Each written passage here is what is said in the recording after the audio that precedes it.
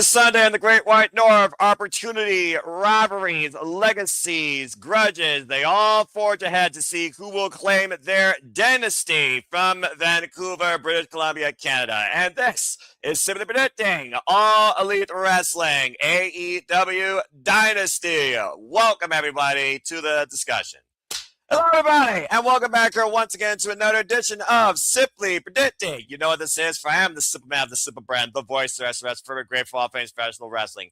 Damn it. And my name is Noel Foster. So thank you all for tuning in, whether live or on demand. Please like, subscribe, comment, and tell a friend. If you want to dictate the conversation, super chat or PayPal the passions, it's as simple as that. We have a fantastic 6 tonight to discuss this wonderful card. So let's go ahead and introduce to you who you get to here tonight, simply predict, and bring maybe some foresight and maybe future booking. First and foremost, one half of the Canadian connection. He is the Canadian king of food, eh? And I don't mean just poutine. He's also a great contributor to Simple Lab Studios' latest ventures on our interviews, including connecting us with Pro Racing Symphony's Kyle McKenna, along with others. You can follow him at Nick Belief on the X. You see on his handle right there. None other, but shout out to the missus as well. Nick Ferrantes. Nick, how are you this fine evening? How you feel about AEW Dynasty this weekend? Oh, Canada, we are guard for the... I don't even know my own anthem. But this is my hometown, damn it. This is my country. We about getting going. Yeah. You know, it's one of those things whether you're Canadian or American. If you don't know your own national anthem, even you have to question your own citizenship. But you know what? Nonetheless, thank you, Nick. Also, damn it, you're a freaking idiot. Okay. And we'll come back to him later. Also here, one half of the MVPs, the VIPs, of course, the biggest super chat contributors, the one half of the Dominguez. As Arlene continues to pursue higher education, all the best to her. Emmanuel, how are you this evening? How you feel about AEW Dynasty? It's gonna be interesting pay-per-view. I know some of the matches is gonna be a good card, like good matches. Like it's one of those things like what's gonna happen in between the storylines. Because I just notified that the programming has been so it just makes me wonder like how they're gonna try to improve and make it a worthy pay-per-view for those AEW Warriors and supporters. So I'm intrigued what they have in store to improve this product. No, that's fair. And again, with AEW, you know you're always getting more bang for your buck. No pun intended. And also, again, it's a dynamic card. Get a little bit of this, a little bit of that, a little bit of everything. And why the guy on the left of me gave you 250 different ways to enjoy not shrimp from Forrest Gump, but potatoes during our stand deliver call. I expect him to stand deliver in his predictions tonight. Maybe not his score, but maybe his outlook. But it wouldn't be something predicting without my cohort in the studio that is just as reliable as Mr. Reliable, the Renegade Wrestling himself, CEO Cassidy Studios, JJ Williams. And thank you, by the way, for those that tuned in earlier to JJ and crew for our interview with Jocelyn Navarro as we prepare for Podamania, of course, next week. Further details to come out, of course, at the end of the stream. JJ, how are you? How you feel about AEW Dynasty? I'm good. I'm here. I'm looking forward to it. Not as much as I'm looking forward to the shenanigans for next week that I'll be attending a lot of in person, but still looks like it'll be a solid card. We love you too, Nick. You know what? There's nothing but love here. There's nothing but criticism, including a man that always seems to pop out of a manacle before midnight here when it comes to Cinema Did. As you just saw him on camera for a moment. Might be the only moment tonight. Yes, it's going to follow you for the rest of your life. But it's always a pleasure to have my fellow gamer, Charles Schultz. Charles, how you feel about AEW Dynasty? One, damn you again, Noah. That's number one. Hey, Charles, we should all be able to see your face. You're such a beautiful face.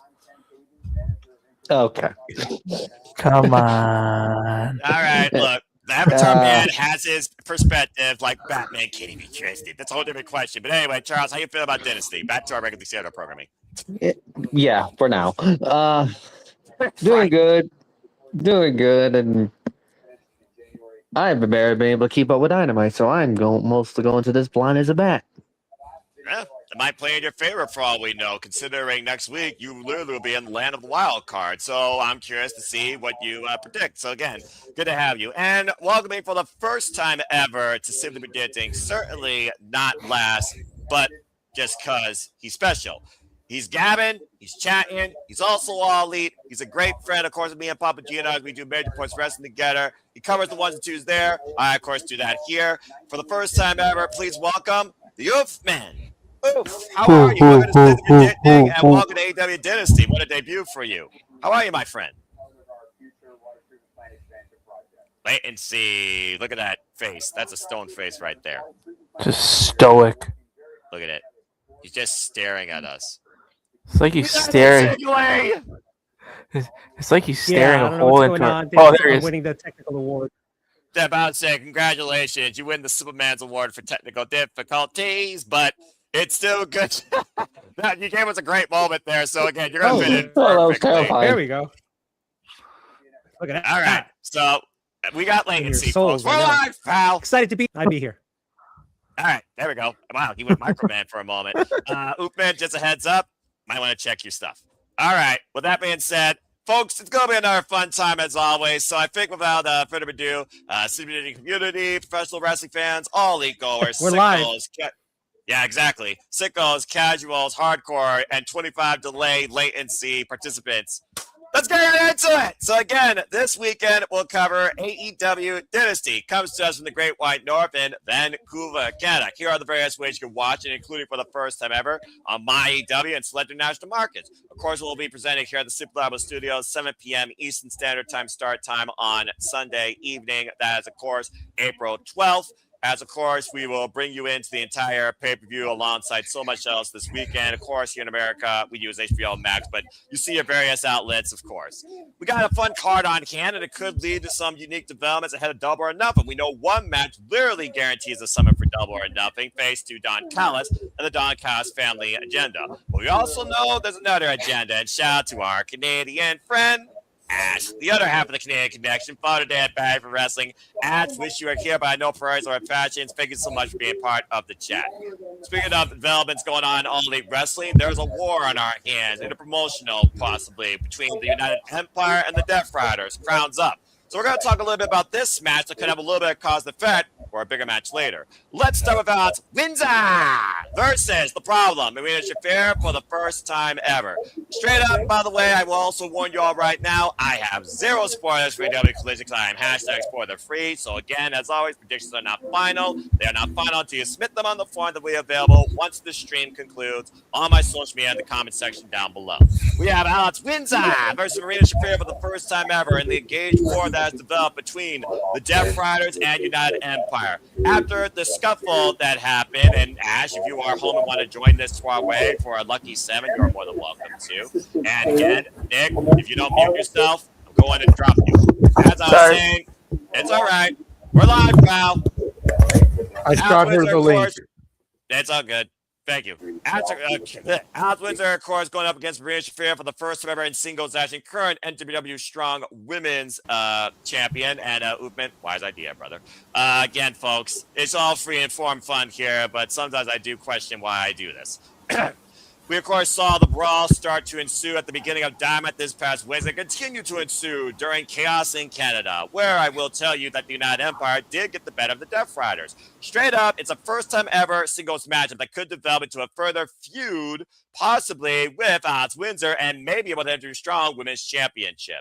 With Marina Shafir, of course, having her first ever pay-per-view match singles-wise against timeless Toni Storm at Revolution. In a losing effort, we've seen what sort of threat Shafir can impose in and out of a match. And of course, we know the Continental Championship, seconds aren't involved at ringside. So I do wonder who has more to gain in this, in victory or defeat. Can the Problem surprise us? Does the Problem have a solution to Alex Windsor? Or does Windsor, this brawling bird, hit her hard enough that she is not a factor in the further ongoing war with the Death Riders in this equation? Let's go around the horn and see what you all think about this opening bout. And I will start first and foremost with JJ, we're going to go clockwise. As you all know, it's the predicting based on the quantity of the card and the quantity of the panel. Sometimes we do a dissertation of one person agree or disagree. But I think with the fact that this card for once has a very nice under number, we should be able to go around the horn and get everybody's thoughts fairly. JJ, you kick things off. Alex wins up. Marina Shafir, you know Mrs. Bruv. You also know about the problem, where the violence reduces violence. You, of course, will likely see Marina Shafir at Bloodsport, part of your shenanigans live during WrestleMania week. Again, have a great safe time in the City of Sin. What do you think about this singles grudge match? Well, first things first, Ash, I sent you the link both on X and Facebook. If you want to join us, you have the way. Thank you for that. I don't know what to think about this because I feel like Collision is going to play heavily into what happens here. And unfortunately, we haven't seen Collision yet. Nope, that'll be Saturday. There's part of me that really wants to go with Marina because, like I said last month, she needs these wins. You know, if we're supposed to take her seriously, she needs the dub. But it's Alex Windsor. You know, I don't think they're going to have her losing.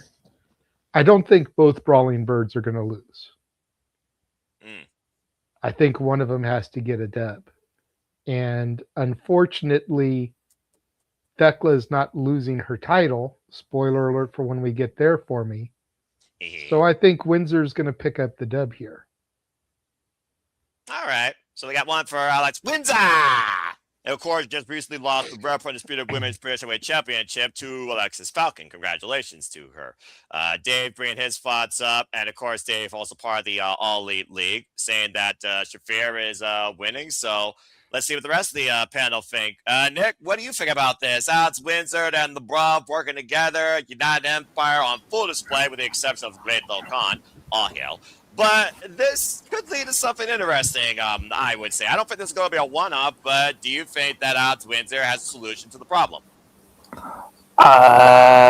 Honestly, I am gonna go against JJ, and I think Marina is gonna win.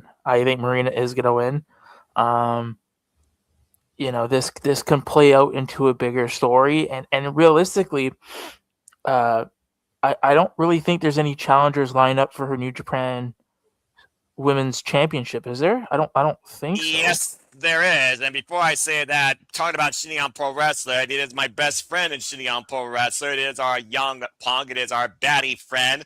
The other half of the Canadian Connections here, so this is going to be definitely interesting. Ash has joined us to the predicting. Hello, Ash. How are you? Hello, I'm good. Just finished a game of Monopoly with my mom. Ooh, man. Well, we'll talk more about that later, whether or not you bankrupt or actually you profited off of her. And again, I will destroy you if we ever play that. But it's good to have you here. And so far that we have a 50-50 ballot. So thank you for that, Nick. So that being said, from one half to Canadian Connection, nice job, by the way. Let's go to the other half. Hello, Ash. Alex Windsor, for those that don't know, by the way, will be engaged during WrestleMania week at Stardom Green Kingdom that we will be covering, of course. She will be defending her WWE Strong Women's Championship against Stardom's Saya Ida, third generation ultimate powerhouse of the Stardom roster.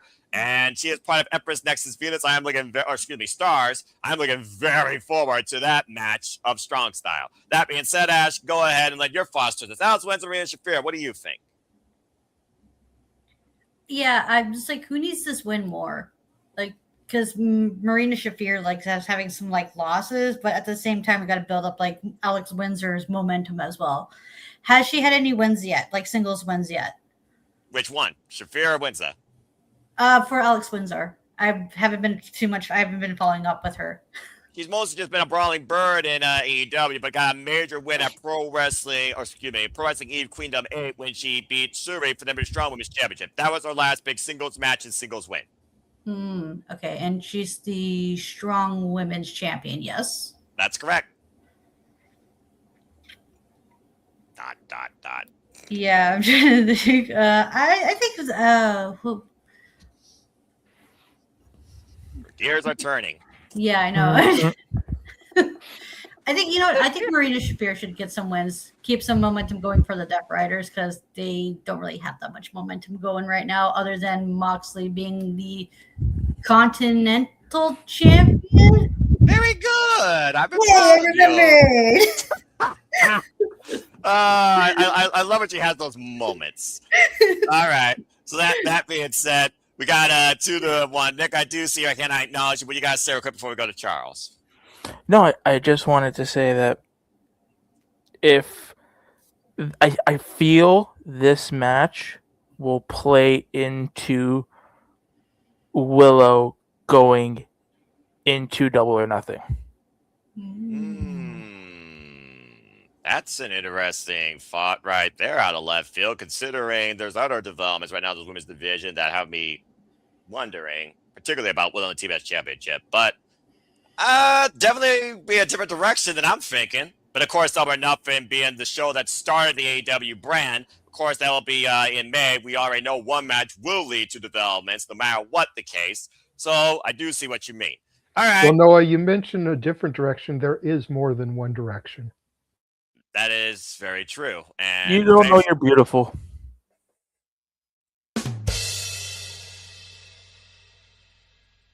Fuck boy bands. Charles, go ahead and lend your thoughts towards this conversation. What you got? Alex Windsor or Marina Shafir? Quick, before the night changes. Damn it! Story of his life, huh? It's gonna be one of those nights. Listen, Marina. when the night it comes, you can just stand on me. Charles' prediction now before I take people off the air. I'm siding with JJ now. I was gonna change that first until he made that reference on me, but I'm siding with him for this. So I'm going when I was winning. You still ain't shit. Well, that was a hell of a way to end that. And the Oofman remains unamused. Again, look at the stare. Look at that. Just blank.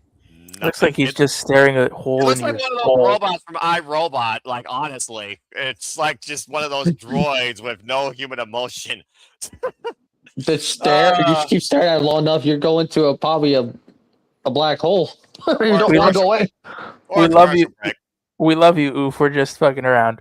Yeah, again, Oof, man, nothing but love here, but I think technology is telling you something different here tonight, brother. That being said, speaking of being interactive, of course, the creator of interactive games and movies, Manuel, I will also say this. I'm going with Windsor because it's Windsor. I don't think it's going to be a one-off. And again, with Shafir, she doesn't have to win. She just has to knock her out. At the end of the day, make it personal against somebody else in the card. Bruv. Or do I need to remind you what happened at Thomas Toy Storm post-match at Revolution that you saw live? Lucky damn you. That being said, Emmanuel, I also went with Alex Windsor. So where do you stand on this conversation, this opening bout? All I have to say is what a difference between the pay-per-views. Marina Shafir went to Tony Storm to in the main card to pre-show. Yeah. Yeah, it's like Hindsight. Yeah. One thing about that, if Ronda wasn't going to show up, she probably would have been on the 0 hour there too. Hindsight, but hey, it's the second singles match in a row on pay-per-view. You take the victory when you can. Even I can put a positive spin on things. Anyway, continue, Emmanuel. Yeah, so it's like one of those like good old advocates. And until Ronda Rousey comes back, I think I have to give it to Alex Windsor as well. Like I agree with you guys. Like she really deserves this win, and like build up more of the women's side because Tony's not going to be here for a while. This is a great opportunity to expand the division more. So hopefully with this win, it'll make her more credible. Because if she loses, it's like, okay, like that's fine. Like she loses with a bad effort, but wins is what you remember most of, not the loss. You know how you lose. So for me, Alex Windsor needs to win this. All right, fair enough. So most of us are going at Mrs. Bruv, but some of us believe that Mrs. Bruv might have the problem on her hands more than we think. I might be more to handle. All right. Good job, everybody. Yes, JJ, I see you. Okay, what you got to say real quick? Nothing regarding the match. Just I got a message from Oof. Please. Unfortunately, he doesn't know what's going on, so he's not going to try to come back. I told him, no worries, brother. There will be plenty more opportunities. He knows that he's always got a seat available on Simply Predicting if he wants it.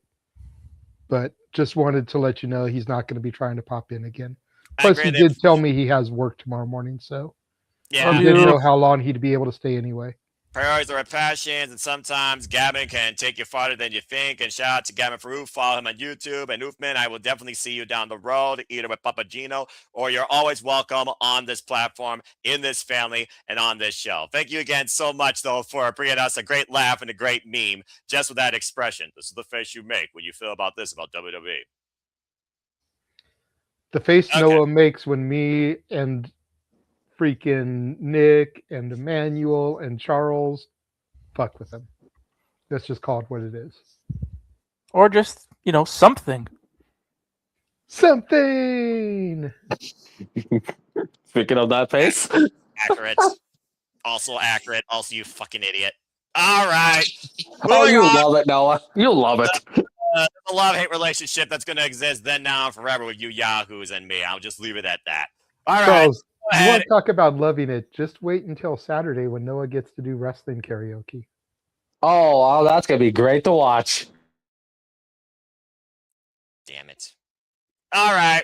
Well, that's a problem I can't escape. But that being said, hi, guys. Guess what, JJ? You just made the fucking list. Because Chris Jericho has officially signed to AEW, and he's in a match against Ricochet. Straight up, folks, this past Wednesday, Chris Jericho signed the dotted line back to AEW, but Ricochet wanted to spoil the moment. And you know what happens when you get in Chris Jericho's face and you spoil the moment? You know what happens when Jericho knows that he may not be able to keep up like this young longevity of this roster, but knows he can put a bald man in his place? Do you know what happens? He freaking signs your name on a contract and says you just made the list with the billboard having Jericho on the back. To have the list back would be actually hilarious, even if it was just our one-off. But straight up, Ricochet wanted to demand the segment, so now we'll see if he demands this match. It's a straight-up one-on-one match, folks. It's as simple as that. But it's also Chris Jericho's first match coming back to All Elite Wrestling, and he has literally been gone since last year, Dynasty, after losing to Bandito, the Ring of Honor World Championship. So, does Chris Jericho still got it? Or does Ricochet demand this stage at the expense of insert nickname here? The Old Show, the friggin' Wizard, the Learning Tree. Okay, maybe we don't say that name here. Mr. Intervention, Light Up Jacket, Light Bright, you name it. He's done it, etc., etc. Now it's just all purple, Jericho all caps. What the heck are we going to expect for this? What does it lead to? And has Ricochet officially entered the Jericho Vortex, as people like to say? Let's go around the horn and see what you all think. How fitting I talk about a Canadian in a match and I go to a Canadian to start.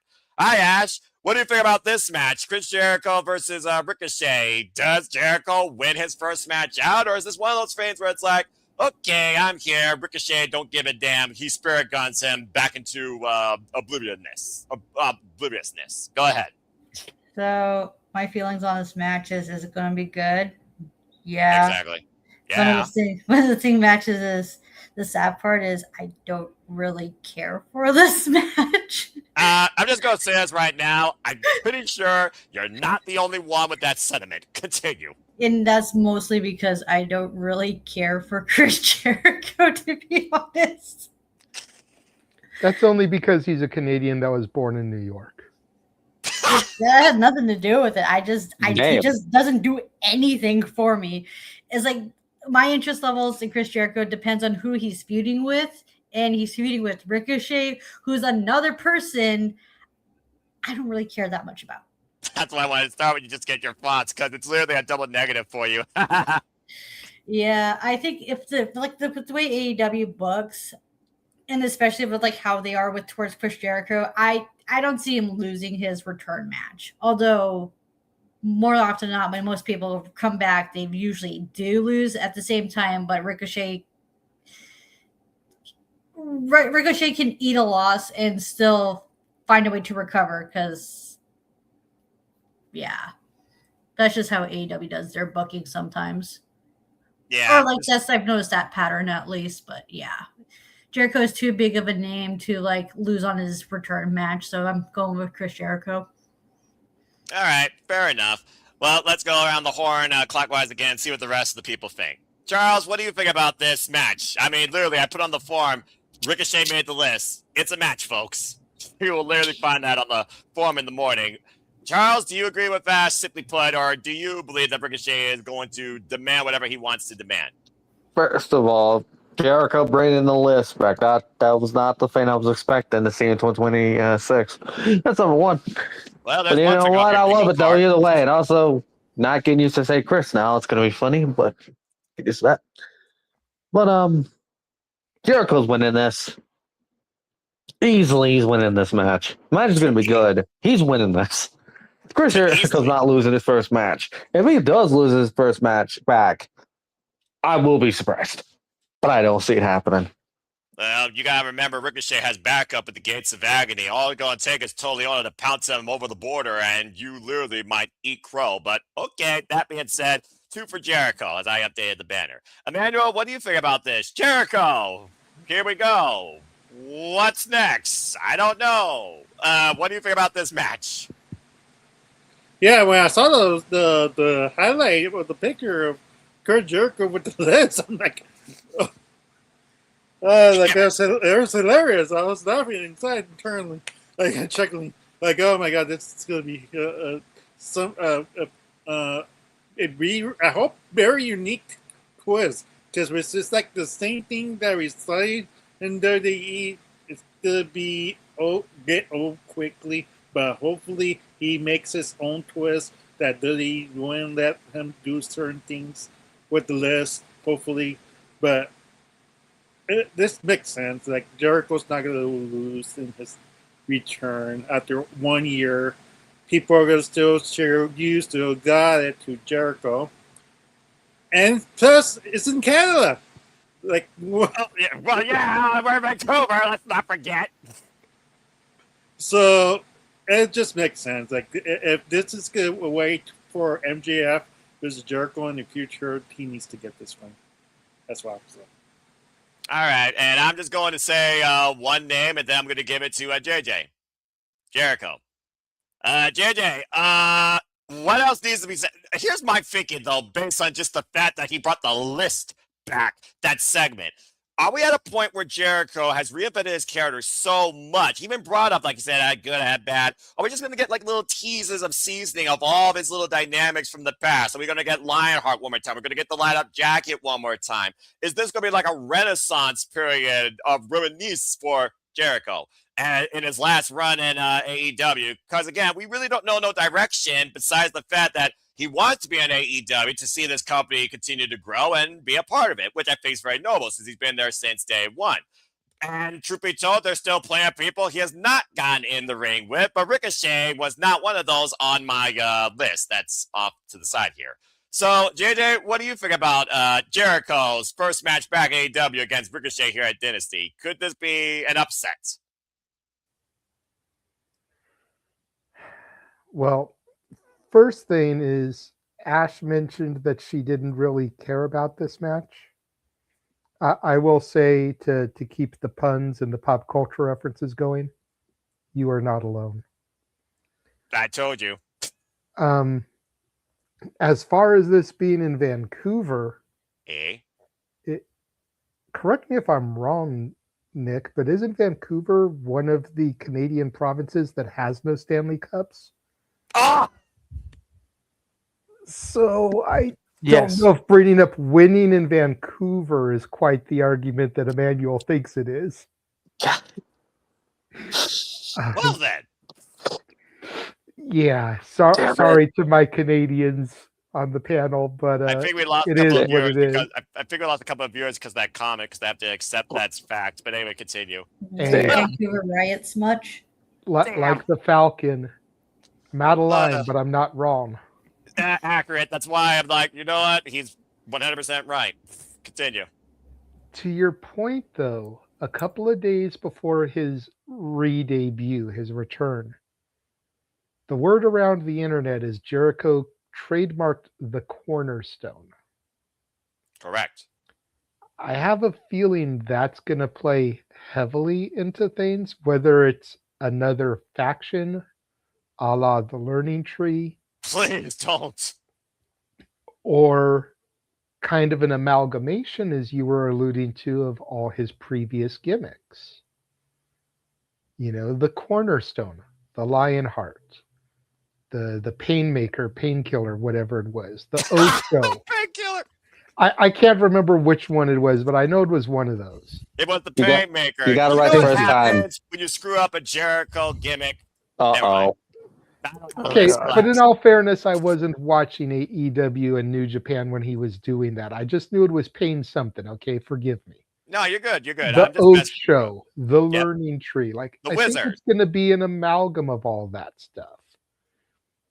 You know, the Bockwinkel version that he did back in WWE, where he spoke in all the big words and everything. All of you freaking idiots. Troglodytes and you know, Good Hypocrite. idiots. I think he's gonna. I think this version of Jericho, to your point, is gonna kind of be the greatest hits of all of those put together. Kind of like how we saw with Cena in his farewell run, how he was paying tribute to all his opponents that he couldn't wrestle, Exactly. and even a couple that he did. You know, I think that this version of Jericho is going to kind of be like that because, to your point, this probably is his final contract. However long he signed for, a year, 2 years, 5 years, we don't know. Nope. It's one of the hard-hitting questions that the coach and bro didn't ask TK. But however long this contract is, I think this will be his final contract. So I think the cornerstone is going to be all of that stuff. And we're going to go ahead and boot City by the Bay from the chat for putting all these spoilers for JCW in there, which I was Wait. planning on watching tomorrow ahead of Stranglemania. I didn't see anything, but okay. Again, JJ right now is the moderator of the chat, folks. You will be banned if you are out of context with spoilers for other content that people want to watch, with all due respect. Thank you. That being said, But continue. to make a long story longer, I got Jericho here because, again, to the point that's been made by multiple people, he's not going to lose his first match back. No way. And while I wasn't looking forward to this match, I was looking forward to another Ricochet match that's going to be happening this week. But it's not happening anymore, and that's a whole other can of worms that we can maybe get into in between songs on Saturday. I don't know if I'm going to be invested in this pod or pissed off, but okay then. Sounds like I got more Saturday than I expect. Well, because you don't scroll, I will just give Hell you no. this little tidbit. No, we'll try not to get no reaction here. Save it for shenanigans, like I said. But apparently, some of the matches that had been booked in recent weeks that featured TNA versus AEW content have been pulled. MJF versus Nick Nemeth is no longer happening, and Ricochet versus Leon Slater, which was supposed to happen in Vegas, is no longer happening. Okay, we'll talk more about that later. It's all good. Okay. Thank you for that, JJ. So we got Jericho. Hi, Nick. Let's see if you got Jericho. We are unanimous here. I feel like this has to be kind of one of those things where it's like, well, he's also Canadian, so let's see if he's actually biased, by the way, too. I mean, it's his return match. Enough said. It's literally a return match on pay-per-view out of nowhere, less than a fracking week since he signed on the dotted line. I know he came back the previous week, but that literally was he came back to say I'm home. He literally signed on the dotted line on a damn contract freaking Wednesday night. Go look it up. That being said, you got Jericho and anything further you want to add to this, go ahead. And then Charles, I did think I see your hand if I didn't botch, but I will get to you after Nick. Can I use option C? Who gives a fuck? Like, hold on. And the reason why I say that, and I'm not trying to be a dick. Listen. I'm not trying to be a dick, but You're not? I'm trying not to. So know what? I'm gonna be. This is. I told them everybody before stream. This review for me is gonna be very a hot take one. I don't give a fuck about this match. Great, he's back. Awesome. Why did you like? Oh my god! Didn't we not get Ricochet? Does Ricochet not give a shit about the national title anymore? Like, are we? You don't give a shit. Is that what you're telling me? Pretty much. Like, I don't understand why we're picking up stories and dropping stories. The last time we saw Ricochet was an exclusive backstage where he was so pissed that he lost the national title. He lost the national title, not getting pinned, and he lost it in a battle royal. You're telling me you're not pissed off about that? Like, this, to me, this is stupid. This match is like. And another thing, sorry, I'm ranting on this. Like, you're telling me Jericho, like, these are the things where it's, yeah, give me a solo. Yeah, we got a rant, folks. Buckle in for a moment. Get your poutine. Nick's gonna be on a roll here for a moment. Grab a drink. No, I need show me with everybody. No, I need everybody. And I'm gonna ask this to each one of you. If you had this opportunity where you just signed your contract and you can choose any person on the roster to wrestle, and a certain fellow from New York said this exact same thing, and I agree. If you had an opportunity to pick anybody to wrestle in your first match, wouldn't you want to wrestle somebody with gold?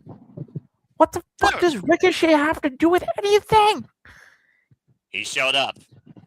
Like, come on, make it make fucking sense sometimes. Like, Breathe, brother, breathe. All right, yeah, okay, good. Jericho, So Jericho. Yeah. Okay, it's not Beetlejuice. He's not going to show up to you say his name 3 times. Yes, I used to watch that show when I was a wee lad. But seriously, I get it. Tranquilo, mi hermana. Tranquilo.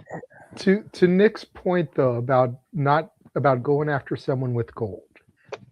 Okay. We've already got Omega MJF locked in. Yes. Can't go for that title. No. Mox is locked in. Can't Yes. go for that title. No.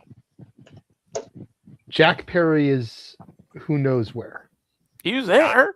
GCW, I guess, with he's getting ready to team up with Marco Stunt at Spring Break, which I'm gonna get to fucking see. Yes, you are. You get to see. I know, Nick. I know. All right, calm down. Continue. The TNT title has been stripped and is We're gonna talk about that next. Actually, so it's like you don't want Jericho in that because first match back, everyone's gonna just assume he's gonna take that title. I'm not. So what title do you throw him in there for? The national title. If Jericho is coming back and you knew that his first... Listen, let's be real. TK knew about this match before he even came back. Like, this wasn't even a thing. This wasn't something that was a decision made in 24 hours. If he's coming back, you're telling me you couldn't set up a feud to where it was going to be Ricochet and Jack Perry one-on-one, and then all of a sudden, Jericho comes back and says, no. Hold on.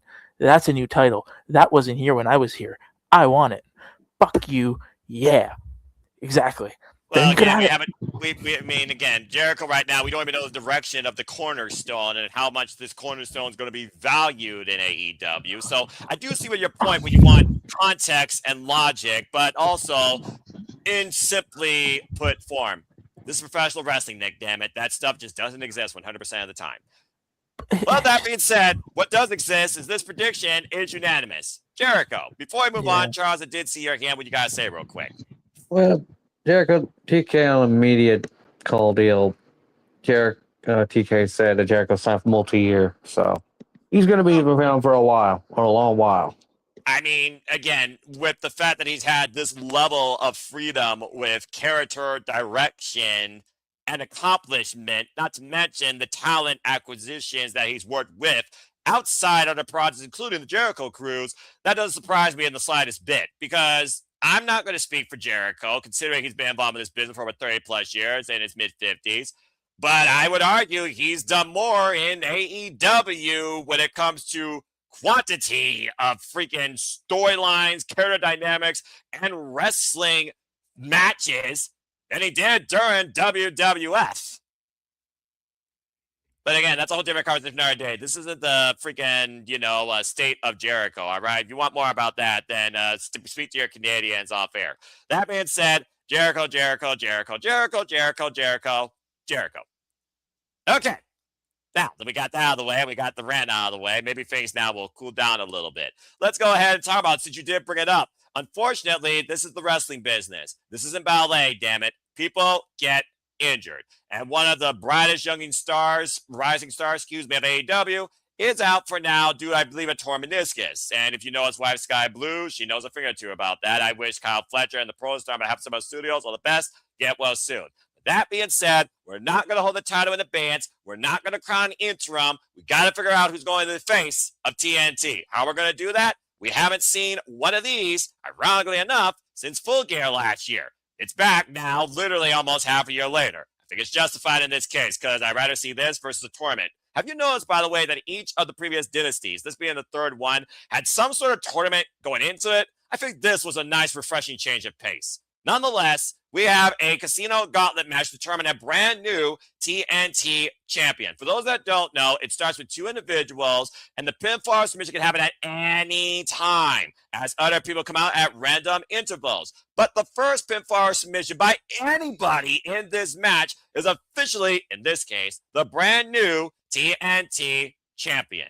Let's go around the horn and see what y'all think. And due to the fact that this match, is going to have at least double-digit figures, because every Casino Gauntlet in the history of AEW has at least had that, everybody gets to have 2 picks. Your primary worth 2, your secondary worth 1. The only knowledge I will tell you as far as who's in it, this past Wednesday on Dynamite, Tommaso Ciampa faced Mascara Dorada in an exhibition, first time ever. It was also determined the number 1 entrant in the Casino Gauntlet.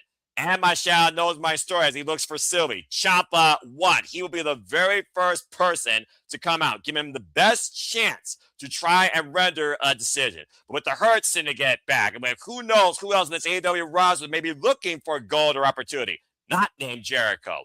Could we see a new face of TNT for the first time? Or could it be a repeat? Let's go around the horn and see what y'all think about this. Continuing on here where people get to lead a match. We started with, of course, our Canadians. Let's go now to Charles. So, Charles, you're on the bubble right now. Casino Gauntlet match. 2 people. Who you got becoming the new face of TNT?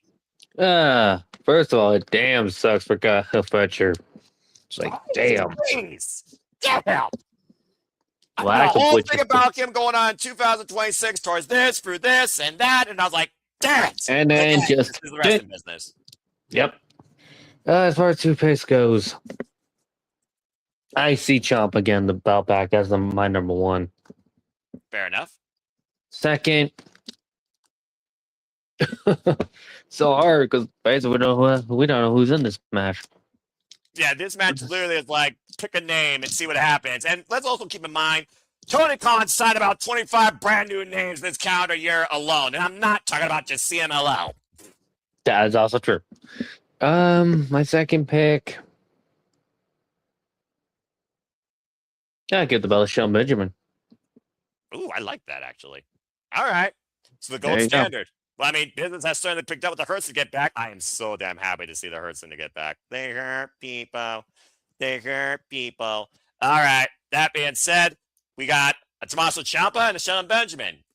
People keep these names in mind because, again, anyone can show up in these things. And it could be as much as 21 as we've seen in the past. Or as little as, I think, 14. If I remember correctly. All right, Emmanuel, you're next. What do you think here? You face the TNT. What are your 2 picks? And is one of them Ciampa? Because I feel like Ciampa's going to be very common for everybody, considering he's the only name known, and he's also the very first name to come out.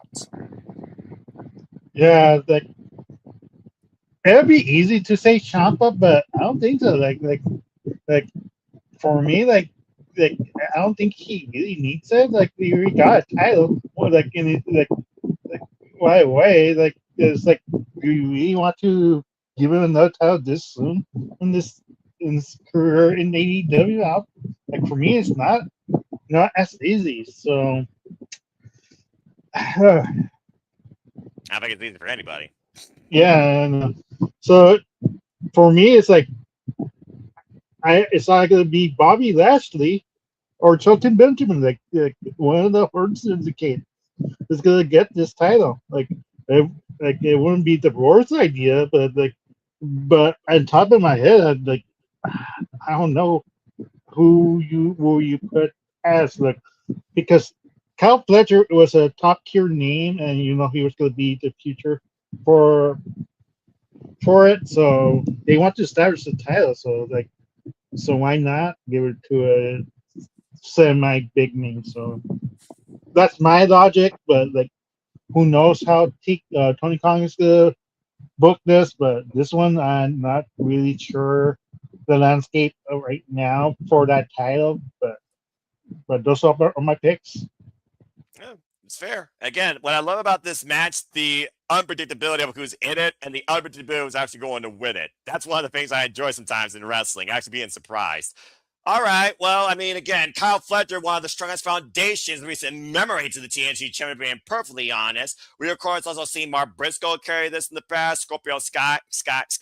You talked about Tommaso Ciampa. I think about other people that haven't carried it. Maybe Roderick Strong. Maybe one of the Dogs. Maybe one of the Rascals. Maybe, actually, no, Busting the Brain, Tag Team Pursuits only, honestly. I think they're just so incredible together. It's just one of those things also with the CMLL talent. Could it be Mascara Dorada that surprised? Could it be Commander? Could it be, well, Nick Wayne's going to be the Best Super Juniors. Again, Ash, that's just coming up here recently. There's so many possibilities, but I do like the fact we're talking about Shelton Benjamin, who was one of the most prolific Intercontinental champions during his time in WWE. And honestly, when the Kurtzker came back to business, I wouldn't mind seeing that title purely in black and gold for people getting hurt within 20 minutes. So I do like that a lot. All right, let's go around the horn and see what everybody else thinks here. JJ, what do you think? TNT title once again. Oh, fuck me. Here we go. This is going to get interesting. He's played the manual card. I wonder if it's the monster or the trap card this time. That's the trap card. But I'm just going to say it real quick. This annoys me. I'm not OCD. You trigger me. No, time out. You don't play a trap card sideways. Fucking hell. Hold on, Noah hold over on. here, and Noah over here gets more thing when just about all the cards and everything. Okay. The orientation versus the gimmick. Anyway. Hold on. Time out. What? Hold on. We can play Yu-Gi-Oh cards? Don't give So Nick what, ideas. Nick? I'm still waiting for you and Ryan to have that damn thing already. Anyway, That's not any Yu-Gi-Oh card, Nick. That is the exclusive Emmanuel card. To my people. knowledge, Just pissed off Noah. only 2 exist. Okay, but where's the magic? Exactly. There has to be a magic card. That I being love- said, I JJ love played the manual Emmanuel's card. reaction when I play the Emmanuel card. He pops for it every time. JJ, we've Sideways. broken Noah with that manual card at least more than once. Her card plays vertical, not horizontal. Anyway, You guys just I just hope you know you've opened up Pandora's box with that card. Good I luck already knew to that. everybody. This is the manual great. card. The manual card's already fucked me over once in predictions. The other time, it was like, More you're than playing once, crazy. Noah. It's more than once. Well, I've only seen it twice play here live. That being said, go ahead, JJ, play the card and your prediction. My prediction to win the TNT Championship, Konosuke Takeshita. But what? Who Whoa. had to surrender the title. Who's been bouncing back and forth between Protokata and Protashta.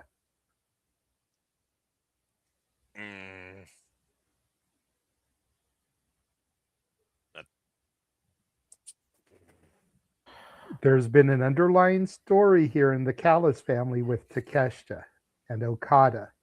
And where does Fletcher lie in all of this? Stuck in the middle. And now that Fletcher's had to surrender the title,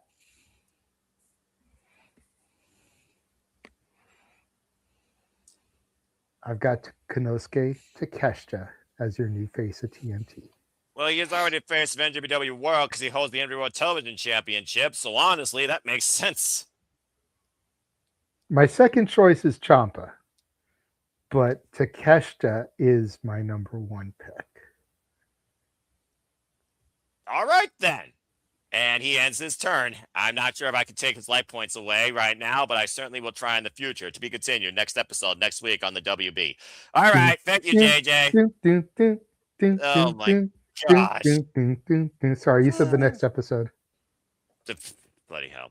All right. Anyway, that being said, you've definitely threw a tailspin in thoughts with Kenosi Takeshita, considering he'll be working double duty because he's in a tag match against your favorite tag team on this card, where he's guaranteed a shot each at Okada's title double nothing, regardless of result. But it wouldn't surprise me with how hard the Alpha works. He could be in this too, because the Don Callis family wants all the gold. And right now, Don Callis is using Kyle Fletcher as a crutch to make Konosuke and Okada play nice. And so far, Scottie Pippen is not liking playing nice with Michael Jordan. See, I didn't know he was booked in a match because I was looking at the graphics and I didn't see him, which is part of why I picked him. Yeah. Yeah, they haven't released the official graphic yet. What does that tell you? But anyway. All right. I may be having second thoughts then, but just going off of what I saw here, because I haven't been tuning in weekly. I get you. That's where I was coming from. But no, I get you. I respect that 100%. I absolutely get you. And I could see Takeshita doing double duty. It wouldn't be the first time they had someone do double duty on a pay-per-view. So yeah, exactly. You kidding me? Willow just did it last month, and I got to see her do it live. So you know. Yeah, exactly. There you go. All right. Well, thank you for that. I'm going to just say, I want to see a new first-time TNT champion. So as soon as the Hurt came back, one of the first names that did come to my mind was Shelton Benjamin. He's going to be definitely one of my picks. This is one of those matches I'm not worried about necessarily losing because, again, we don't know. So I'm actually going in a different tangent because I actually want to see, again, a first-time, brand new TNT champion. I want to be surprised. I want to see somebody make this matter. So I'm actually going out on a limb here, despite the fact I guess it's a tag team dynamic, but now he's conglomerating, and Mark Briscoe will probably respect it. I'm going with Roderick Strong. I think Roderick Strong deserves a chance at a single championship run here. I think the TNT championship would be a unique fit for him. I think it would also be a unique change in the dynamic with him and Orange Cassidy as a tag team. And with Mark Briscoe in there, Mark Briscoe and Roderick Strong could renew Ring of Honor history. And I think Roderick Strong confirming he's part of agglomeration. This would be a nice little soft reset. It's also a title that he hasn't held yet. So right now I'm going with, and again, your predictions aren't final until 6:30 p.m. Eastern Standard Time Sunday night. Keep that in mind, folks. I'm going to go on a tangent to I see Collision because I'm sure all those thoughts are going to change with this match, particularly when we get to Collision. Because I believe there's also a match where we determine the number 2 entrants, either Rouge or Anthony Bowens, although I don't see either man winning. I'm going to go right now with Shelton Benjamin and Roderick Strong until I get an idea who else throws their name in this field, known-wise, or someone gives me a tease to think that they could win this possibly under any case. So right now, those are my two. Well, that being said, Nick, that leaves you without an Emmanuel card. What do you guys say regarding this gauntlet match? And I'm sure your two names will probably be more dynamic than anyone else here. What do you think? Two things. One, the fact that we're having the Casino Gauntlet now, I better not see it for the rest of the year. I don't want to see it for the rest of the year. I don't want to. I'm happy. You can give it to. I mean, I don't understand. Like you couldn't have. Anyway, you couldn't have come up with anything else. But I digress. I won't rant on it. I have. Maybe I do that here. I'm gonna start. Charles, I really hope not. I'm gonna start with my number 2 pick. Okay. My number 2 pick is gonna be Tommaso Ciampa because I can see them playing the story out. The fact that Ciampa, will probably get Mark Briscoe back in this match, and then you can kind of play out that story, right? Because Ciampa, who did he turn heel on? Well, he turned heel on Briscoe. And we haven't seen Briscoe since. True. So, if you want, you can play that story out at Double or Nothing. It'd be a hard-hitting match. It'd be a great match. and he can play it back out there. But I'm going to do a feel-good moment for the TNT Championship. You were in the right vein when you said the conglomeration, but you're missing one fellow, and he is, in fact, a Vancouver native. Eh? I'm going with a returning Kyle O'Reilly. Oh, wow. Because Man. he recently came out, and this is why Noah. This is why sometimes scrolling is good. He recently came out on an interview, and he said he hopes to be back very, very soon. Hint, hint, nudge, nudge. He's literally is from Vancouver too. You're absolutely correct, Bruce. I didn't even think I wasn't sure when he was going to come back either. So, well, now you definitely gave me even more food for thought because everyone knows how much I'm a supporter of the Violent Artist, former Ring of Honor World Champion, NXT Tag Team Champion, Kyle O'Reilly. He's been one of my favorite wrestlers to follow. And we have to remember, before he got injured, they were playing that story with Mox and him, and he was getting these wins off of Mox. I'm pretty sure at Blood and Guts, before he left, before he had to go back on the shelf, he was very instrumental in winning, and you can see that they were pushing him. Yes. So why not give? Listen, I know we missed the days of when they were all together. Him, and, mind blown. And I know he's hurt, and I know he's injured, and I hope he gets healthy. But what a feel-good moment would it be if Kyle O'Reilly wins it and Adam Cole is the one to present him with the title? I think you would make Ash faint. And I don't know if Ash is going to be on the call with me, but that might be her moment of the month. That being said, very, very poetic way to go full circle. And that is undisputed. To your point, he's the one that submitted John Moxley in Blood and Guts and also beat him in a literal submission match at Full Gear before he got bludgeoned and injured. So I mean, during that match, right? So if he's healed, we haven't heard a lick of it. If he's healed, I mean, we just saw Jericho come back in Winnipeg in his hometown. We're seeing the Hurt Syndicate come back. We just saw Hikaru Shida come back. It seems like this is the year of OG's comebacks, which I have another prediction, and it'll come later. But of course, Queen, like it just seems like it's the comebacks. I feel like it's the comeback season. So I mean, again, Kyle coming back in a match like this,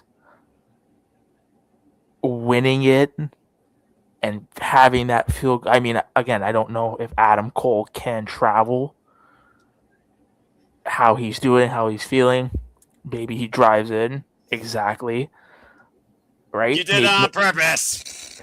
But you know what I mean? Like, he had the TNT title. So how good would it feel for Kyle to win his first singles title in AEW and have it presented by the man who used to hold it and had to relinquish it due to injury? Just it would be such a feel-good moment for the audience that's there.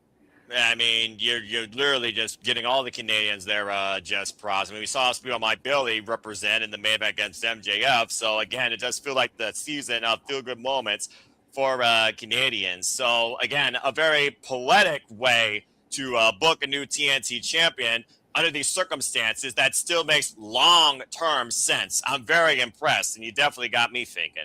All right, well, that being said, from one Canadian to another to finish this one out, and you probably gave Ash a lot more food for thought that probably wasn't even on her mind. So, Ash, you close this one out. Your two picks for the single gauntlet match for the TNT Championship. What do you got to say after that? I like what Nick's cooking, but I don't think it's going to happen, sadly. I would love for that to happen, though. I was not thinking about Kyle O'Reilly at all. I was like, oh, shit, yeah, that's right. They're in Vancouver. He's a Vancouver boy. I keep forgetting Kyle O'Reilly's Canadian until people bring it up. I was like, oh, yeah, that boy's Canadian, isn't he? Yes, he is. He's like me for real. He's from our country. I do love Kyle O'Reilly. Oh, my God, because y'all know how much I goddamn love technical wrestling. I miss seeing that boy wrestle every week. As he drinks an orange cup. Speaking of Orange, I was going to mention Orange Cassidy possibly winning because he has not won the TNT title. I was thinking like maybe Pac could win it because I don't think he's been TNT champion, or Claudio, because I was thinking maybe one of the Death Riders could win the title as well, add some like get some gold around their waist. Other because the only title holder is Moxley right now, right? Correct. I was thinking like maybe Tommaso Ciampa could win it because he's the safe pick because there's heavy build and focus around him for the TNT title, which makes sense. They could also go back with Mark Briscoe as well because it's like those three were like the big names right now in the TNT title picture. I was going to mention Darby, but Darby could work double duty, but then I saw he's in another match. But We'll talk about that next. yeah. So I think for my picks, I'm going to go with the safe pick of Tommaso Ciampa. And I'm just trying to think of like who would I tune in weekly to see, and who would get me enticed to go watch Collision if they're wrestling. And I'm torn between two names. Who do I want to see more? Do I want to see Orange or do I want to see Claudio? You know what? I'm going to pick Claudio and Ciampa. Those are my picks. Two bald men. All right, fair enough. She likes the bald man. She likes the blade techers. All right. Well, again, I love the names dynamic across the board here. Nick, I did see your hand. What you got to say real quick, man, before we move on to the next match? So you know the interview that I just quoted that I told you that he was on that you talked about? Yes.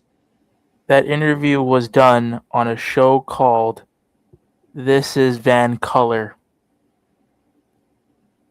Sounds like a local radio show. Local radio for where? Ooh. Vancouver. I want to. May I read a quick quote? Go ahead. A real quick quote. For thought. Real quick quote from This Is Van Color. Kyle O'Reilly went on to say, "I really want to be ready in time for the Vancouver pay-per-view, which is Dynasty, coming up this weekend from Rogers Arena. So, wink, wink, nudge, nudge. Maybe I'll be back in time for that." I think a lot of people are going to start saying Kyle O'Reilly, at least for secondary at this point, with you just saying that. Shout out to Van Color. The fact that he's saying wink, wink, nudge, nudge is part of the quote really leads me to believe that he will be on the show somewhere. Yeah. The question is where? I was about to say, do we see him on Collision? Or did they wait till the pay-per-view to make his return? If he is returning, that is. It would have to be pay-per-view because Collision is not in Vancouver. Again, we're hashtag spoiler free, but as we know, they did a double taping of Collision and Dynamite in Edmonton. Collision, for all we know, is probably spoiled on every dirt sheet on the internet. Of course, I'm not going to do that. I'm going to watch it on Saturday. But yeah, I forgot about the double tapings. Sorry. Yeah. And the context you put there with Kyle O'Reilly regarding this moment or picking up that momentum where he left him against Jon Moxley, who does hold a championship at this moment. There's a lot of proof of thought that Kyle O'Reilly could very much be involved in this card and give himself a direction through Double or Nothing. And this is just one of the biggest caveats of putting towards it. Clearly not the only one, I feel like. But thank you for that, Nick. But that being said, folks, you heard the names dynamic. Again, we don't know who's in it. We don't know everyone that's in it. We don't know who could be in it. But there's a lot of unique dynamics when it comes to this Casino Gauntlet match. Emmanuel, I see you have your hand up. What do you guys say real quick? If it's true, we'll get away. The wink, wink, or the nudge, nudge. I'll go with the nudge, nudge. I mean, what do you guys think? If he did give it away, it would be not the first thing that was kind of leaked during an interview this week. As Brooke Havoc may have given something away in our interview with her this past Tuesday, which go back and take a look at that. Nick looks like he's thinking, clusterfuck, Nick?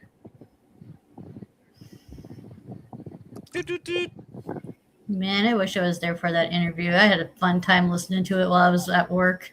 You need to start doing those interviews when you can, pal. And again, shout out to JJ and all the great work and figured all the incredible female talent for title match, ladies' night, and Porter Mania that have given us their time to lend their voice, tell their story, and also hype themselves up. And of course, where you can see them in future bookings. Again, follow the incredible talent. Look at all the podcasts. Of course, you'll find links to all their pages in each of our individual podcasts. There's a simple playlist on my YouTube channel.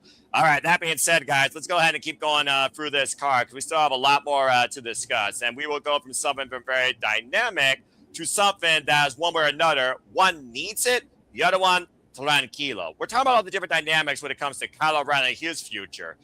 There are so many different dynamics to the AEW Men's World Championship. It is ridiculous. And one of these two men might be in the very foreseeable near future. Because for the first time ever, Andrade El Idolo is going one-on-one against Darby Allin. Darby Allin, who literally lived to survive facing death, not once, but twice. Well, who are we kidding? More times than we could count. And of course, now it's freed from the Death Riders and put Gabe Kidd inside a coffin who is pushing up daisies. That's a whole different conversation. But Dude legit MJF got hit by a bus.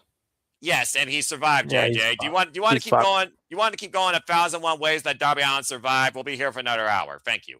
That being said, Darby Allin, though, he has set his sights now on the AEW Men's World Championship, and he says, I'm going to see that before I see God, because I'm still here. MJF, aware of that. We all know the long-term history for anyone who's been all elite wrestling fans since day one like me, when it comes to Darby Allin and MJF and their only singles match, they end up with a head-shoulder takeover where MJF won. Bottom line, MJF has put Mr. Moneyman, Andrade El Idolo, on his payroll and for him to take out somebody that is a formidable foe, a threat, you would say. To the point, this match has AEW World Championship implications. If Darby Allin beats Andrade El Idolo, he will get a future shot at the AEW Men's World Championship. And by the way, Kenny Omega even honored this. Of course, we will talk about that in our main event. Bottom line, guys, there's no prior history with these two men. It's the first time ever one-on-one. This past Wednesday, the Don Callis family obliterated Darby Allin and company and got the better of them. And Andrade Idolo even low-blow Darby Allin post-match, adding further insult to injury. And how many times have we seen this walking, living cadaver endure punishment, be written off, and somehow rise to the occasion through wrestling nonetheless? So don't count Darby Allin out. Let's go around the horn and see what y'all think. And could Darby Allin be on the road to Double or Nothing to challenge for the AEW Men's World title against the Devil or a God? Let's see what you all think. I believe this time we're going to start with Emmanuel for this match. Emmanuel, what do you think? Darby Allin's been on quite a winning roll as of late. 7-0, I believe, in his last singles matches, including the coffin matches I talked about. But Andrade, he's got to have mixed fortunes. But again, right now, he does not agree with the Don Callis family agenda, but he's currently working it. Now, win or loss here for Andrade Idolo, the jury is out whether or not MJF will play nice with Don Callis and give Andrade that shot. That was not mentioned at all. And Andrade, of course, come up the loss to Yota Tsuji, and that last bit singles win against Bandito, former current world champion, at Revolution. There are more dynamics in which way Andrade goes, but if Darby loses, good luck, man. That's all I got to say about that. So, Amanda, what do you think? I think this is one of the most strangest matches of them all. Like Darby Allin, Andrade, Idolo. Wow, what a match! Yeah, I did not expect this match at all. So I'm going to be honest with you. Who's gonna win? I think it's Andrade. Like, and I'm not gonna lie. I think like if you're gonna bring back Andrade, you need to reestablish them. And try to make it look like a bigger star, like because the first time didn't work. Why not this make the second time work? That make him a bigger superstar than he was. Like, because if not, then what's the point of bringing him back if he's just to be in the mid card act again? So for me, like Andrade needs to this win and he needs to be elevated a little bit more. Be honest with you, Darby, like he could eat the loss, like it will not affect him regardlessly the outcome, win or lose. So for me, like Andrade needs this a bit more, in my opinion. Okay. Fair enough. We got one for Andrade. We're going to do things a little different this time, and we're going to go up and down arrow wise. So now it's me.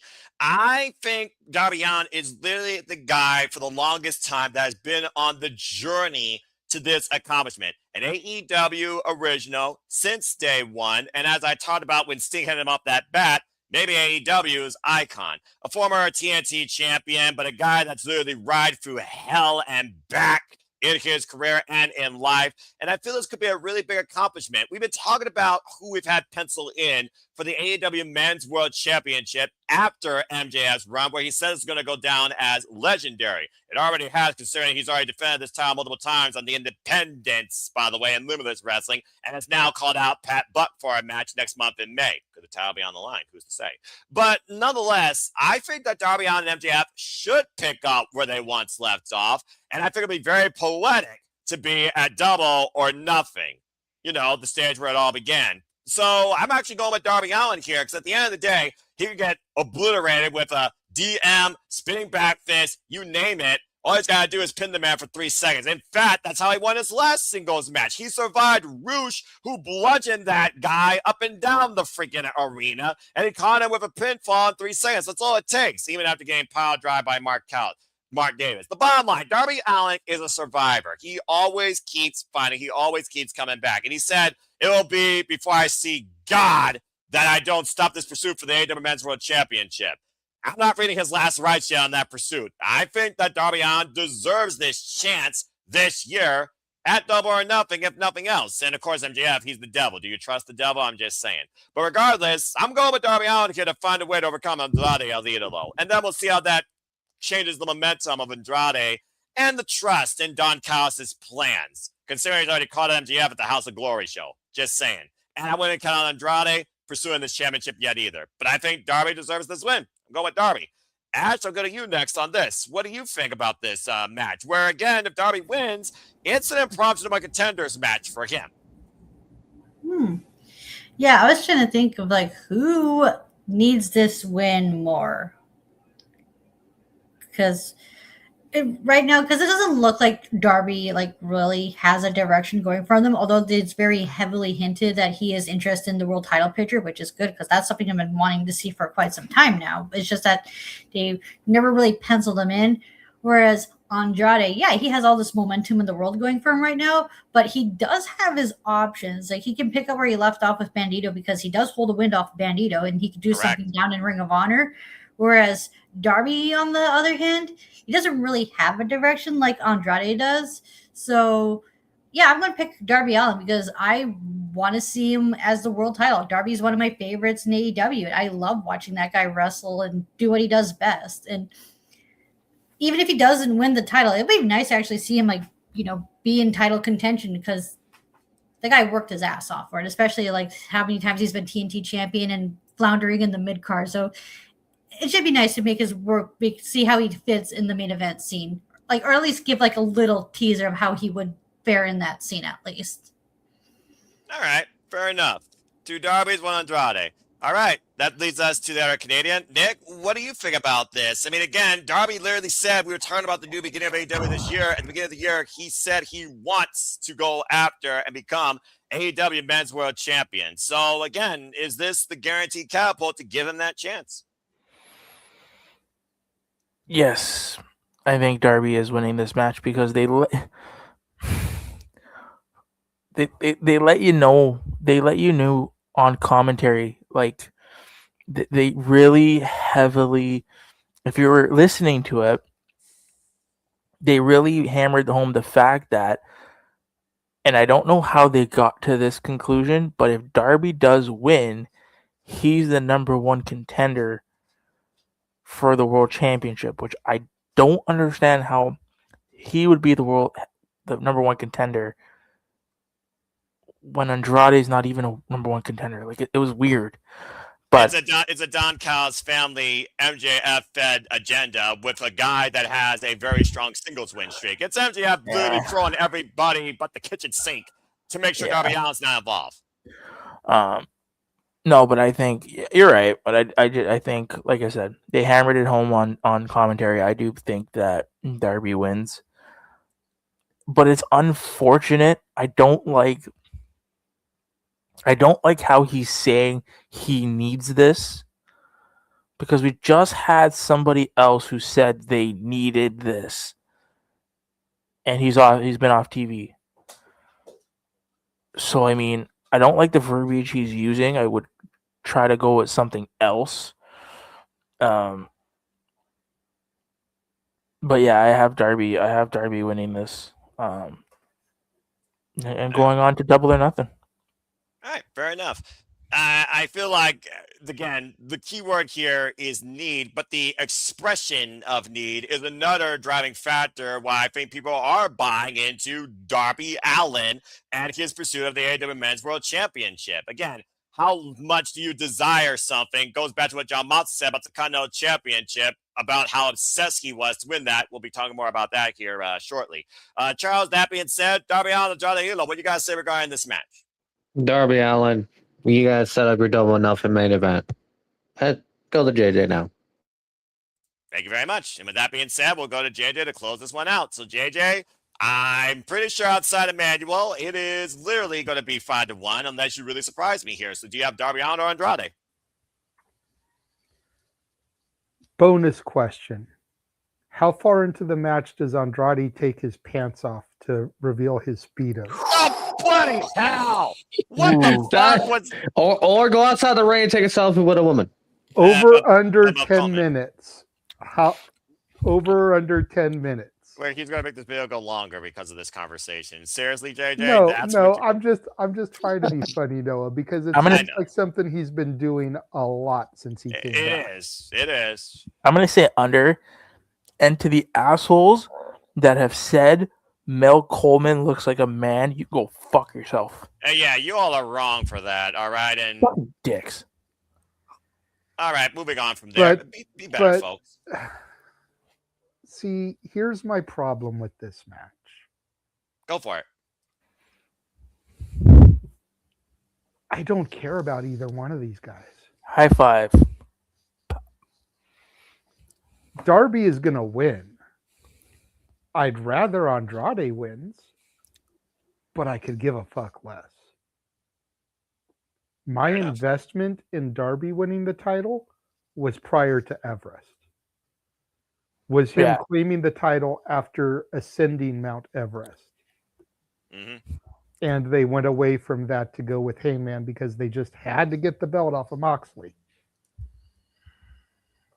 Now, I don't give a fuck. I just don't. That's fair. Yeah. You know, if anything, I'd rather Andrade get the title to shove it up his ex-wife's ass. All right. Ooh. You know, just to show that he can be successful without writing her name. He'd be a good TNT title holder too. True. He'd also be a solid world champion. Yeah, I feel like he's world championship pedigree, and I still think Andrade the name you need to leave in that equation still. At some point. But you know, I'm gonna the end of the day, the question is, who would you bet money on? You're in Las Vegas at the bookie counter. Mm-hmm. Are you putting money on Darby or are you putting money on Andrade? I don't want to lose money, so I'm putting money on Darby. Though you're tired, Tribe, you might literally shot yourself in the foot. All right. Well, that being said, Darby Allin. So Darby Allin 5, Andrade 1. Nick, I did see you had a thought to add before we move on. What's up? Okay. What if somehow, some way, Swerve gets involved? Does maybe Swerve's involvement make this any better? Because again, the verbiage that Darby has been using is, I need this. Well, if I'm Swerve, I'm coming out there and saying, motherfucker, what do you mean you need this? I need this. Oh, my Lord. I feel like we're setting up the most dangerous rivalry since Hangman and Swerve. And Swerve gets involved, and Swerve and Darby have a depth note against each other. But to your point, Swerve is not even on this card, and he created his dynasty winning the AEW Men's World Championship at the first dynasty against Samoa Joe. And I do think Swerve is going to show up one way or another Sunday nights. So does it Swerve make better? No. No. Yeah, I don't know if I want to see interference in this match, but again, Don Kyle's family. And also Swerve and Darby, very tumultuous history as well. Both men from Defy as well. Still, food for thought, Nick. Definitely something to consider. But regardless, 5 Darbys, 1 Andrade. Okay. Well, that being said, let's go ahead and move into what's probably going to be the easiest match to call. And I'm just going to go ahead and spearhead this because you know I'm a hater for life. Hater hits hard. But Thekla, she was signed to AEW. And she's looking for the person that literally handed her her first defeat. It's one of those matches where the champion is looking to send a statement, especially after you heard what she friend Lexi Nair with after a good time with a dinner and then ripping her fingers off at a strip club. Jesus Christ, Fekla, you are warped, and I love you for that. But regardless, Fekla trying to lead the Triangle of Madness in the big gaping gap. I probably shouldn't say that. That Thomas Toy Storm is leaving the AEW Women's Division now. We got to consider who's really going to spearhead this division. With the fact we know the Brawling Birds are right now in the crosshairs of this war with the Death Friars United Empire, but also could be the ones that people might see upset the Divine Dominion in their home turf. For those that don't know, she's a charming Brit. It's one of those things that Thekla is looking for revenge against the woman that beat her last year at Wrestle Dream in her first ever singles defeat. Tekla's career really started with Jamie Hayter clocking her the wins after Double or Nothing, and we approach near 1 year later. These two are about to run it back in my strongest hitting match of the month. Straight up, I love Hayter. Hayter's actually going back to Pro Wrestling Eve in the near future. I love the Brawling Birds, but Thekla right now, who just resigned and is leading the Triangle of Madness, I expect this to be unanimous. I don't expect there to be a lot of conversation here, so that's why I brought it up. I don't see Thekla losing, especially after the Triangle of Madness just lost to the Brawling Birds and Nina after Jamie Hayter spoiled Thekla using a knuckle duster and then clocked her. And of course, Thekla got upset with it because Thekla, once again, couldn't get the better of Hayter. It's a straight-up grudge match, but it's also a redemption for the AEW Women's World Champion. If the Triangle Matters are going to build any stock into the future of all 3 of them for the AEW Women's Division, I think Thekla has to retain, simply put. And I also think Thekla uses a knuckle duster to try and knock Hayter hard, because that's probably the only way she's going to knock her the fuck out. But I got Thekla retaining, and I imagine everyone else has Thekla retaining as well. So this one, I'm just going to put up a little bit of a ballot count to see if anyone has anything said different before I move on.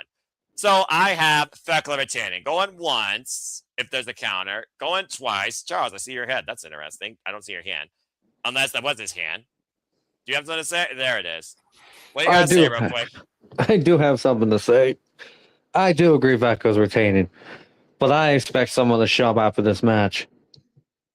Eh? Fuck you, Charles. Fuck you, Charles. Don't take it. Wait a minute. Well, Nick, you might be more different than mine. We got telepathy. This is going to get interesting. Well, guess what? He put his hand up first, so he's going to say it. If he spoils it, you can chastise him later. Charles, who you got in mind? Probably not the same person Nick is probably thinking of. Considering somebody's down to 0 belts, I expect her to show back up here. Oh, Mercedes Moné. All right, we'll see. But since Tony Storm's not gonna be around, they're gonna need other people. What else can you really do? Just saying. Well, I mean, again, we've already seen, like you said, the season of returns. So there you go.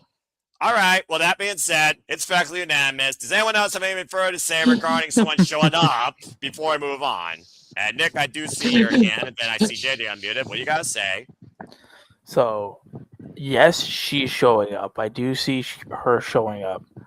But I do see another person showing up. And I will say her name till I'm blue in the face. You muted. Oh, what the fuck? JJ knows where I'm going with this.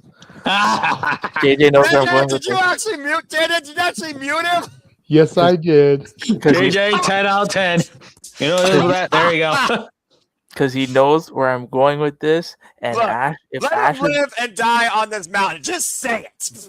Just say it, man. Just say it. This is great. This is great. Let's say it, JJ, please. Say it. The doctor is costing Jamie Hayter. Oh, Listen. Y'all laughed at me when I said Jericho was coming back. She's coming back. She's coming back. I can like it. Think about this again. This is my tinfoil cap. If she comes back, you can run Hater versus Britt. You yeah, you can could. run. You can run Stat versus Tekla again, because you're not. If we're wrestling 101, we are not having. And I know it's AEW. I understand, but we really can't run heel versus heel. Monet's not coming back as a babyface, so you need a babyface to take the title off of Tekla. I do agree about that. If you're gonna give me at All In, it just makes sense, because it seems like Stat lost her title and then completely just said, "Fuck it, I don't want it back." Like, Well, actually, right now she doesn't know her direction. But if you saw the again, across Sheeta right now, who sees her own direction, sounds like Sheeta's trying to lobby Chris Statlander for a tag team, and I'm not sure what that leads to. But I like this dynamic a lot. it's just weird. It is So I weird, mean, regardless, you're gonna need a babyface to take, because again, Monet is not coming back as a heel, so you need a babyface to have that title for Monet to take it off of, whether that be Willow or not. We all You love need Willow. you need somebody to take it off her. So, and you don't. I feel like you don't want to pin. You don't want to pin Jamie clean. I feel like you're doing a disservice to Jamie if you pin her clean. That's why I don't think it's gonna be clean here. Are you kidding me? No. So which is why I think, again, Britt comes back and costs her. I will die on that hill. Let him dream. Let him dream. Let him dream. Let it be. All right. Well, thank you for that, Nick. I figured for that, Charles. Ash, hello. I see your hands up. What you guys say real quick before you move on? I think Jada just literally wanted to mess with Nick because he knew Nick was going to say that. So Yeah, I knew you were I saying did, but I Dr. did Dre. have something I was going to say too. Remember, I had unmuted, but go ahead, Ash. Oh, okay. Well, ladies first, and then the gentleman last. That always likes to cook a master meal. Go ahead, Ash. What you guys say? I had a feeling Nick was going to say Dr. Britt Baker. That's why I went DMD multiple times. I saw that. I saw it from a mile away too. And kilometers. Pick a metric system y'all use up there. Continue. Because I do miss seeing Dr. Britt Baker. I would love to see her return. Is it going to happen anytime soon? It's really hard to say. I say that the chances are low, but they're not zero. And as for like Tekla, I see Tekla winning, but the issue I have is, other than Willow Nightingale and Harley Cameron, what pure babyface does AEW have to potentially challenge for Tekla's title run if she does retain? That's my only concern I have right now. Yeah, it's very vague right now at the babyface front. I mean, Mina gave her a hell of a shot. I wouldn't mind them running that back, but right now I don't see no clear babyface that could take the title off Thekla, and the Triangle of Madness right now literally holding the AEW women's division. I'm just waiting now to see when Sky Blue and Julia Hart get their chance, because Thekla wants to see both those young women thrive and succeed. And again, with Thomas Toy Storm right now off the marquee, this is a huge opportunity for everybody to step up. And this also raises another question too, because we're very heel heavy on the women's division. Oh yeah. Who do they turn to face? That wouldn't be like logical. That makes sense booking wise and motivational wise to go after Tekla. Well, I mean, they could also bring forward more of a Hyon and Maya world. I mean, because I know they just did working out of Ring of Honor, and with enough work, you could see something down the line. And I'm also just putting it out there because you got to consider opportunity could happen for anyone at any time. We have the ONR Foundation tournaments coming up, which you know are going to lead to World Championship implications. So I'm just thinking about sign talent on this roster. But yeah, as far as a straightforward babyface, I mean, Persephone is cleaner. I mean, she did beat Thekla last year in the CMLL Grand Prix. I'm sure Thekla, who's trying to get all her wins back, has Persephone in her future at some point.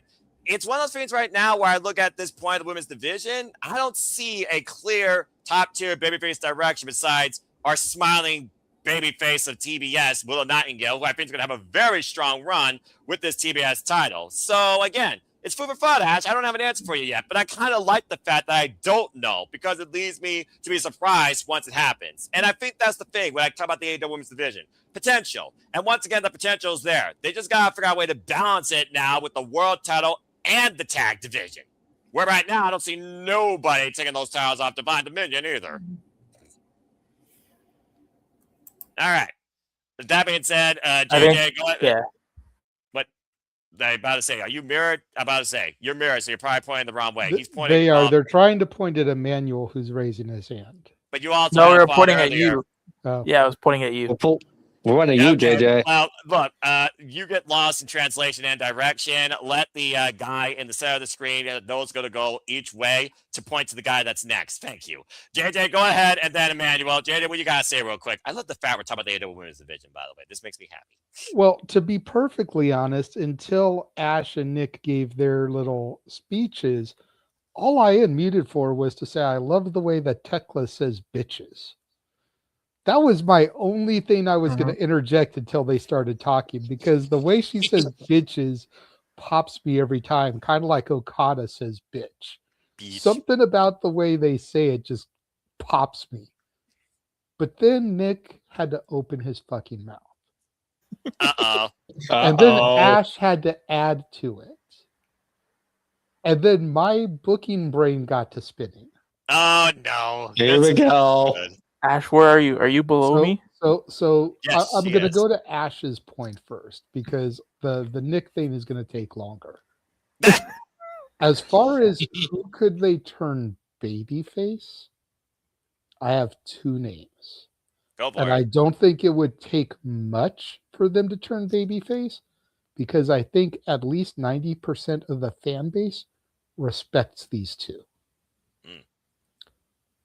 One is the Megasis.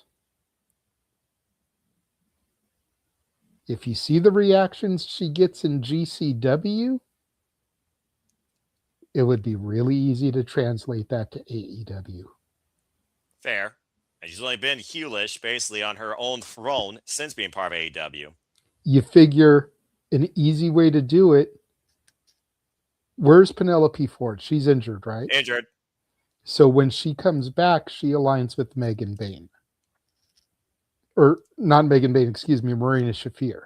Yeah, about to say, Marina Shafir. And the two of them attack Megan, because Megan was using both of them in the tag team to try to get gold, until finally getting to Lena Cross. So the two of them align and beat Megan down. Well, it does seem like you need more than one person to beat down the Megasis. By the way, go check out the close-up with Nate Paquette, folks, on Divine Dominion and their outlook on what they want to bring for the AEW Women's Tag Division and how they came to be a cohesive unit. Great chat. Continue. The second name is the fallen goddess Athena. Don't. Because everybody's been clamoring for her to come up to the main roster. So if she was to come to the main roster and become champion, I don't think they'd be able to keep her heel. People would be loving her way too much, because she finally got out of Ring of Honor purgatory and ascended to the throne that she deserved to be on top of. Well, those two would definitely have an intense battle, too. All right, fair enough. I mean, again, it's food for thought, but as long as Athena holds her grip on the Ring of Honor Women's, who am I kidding? On Ring of Honor in general, I don't see that happening. A Supercard of Honor is about a month away. Weirder things have happened, and the Owen will be going on at the same time. Very true. Who's to say she can't be in the Owen? Do we know the brackets yet?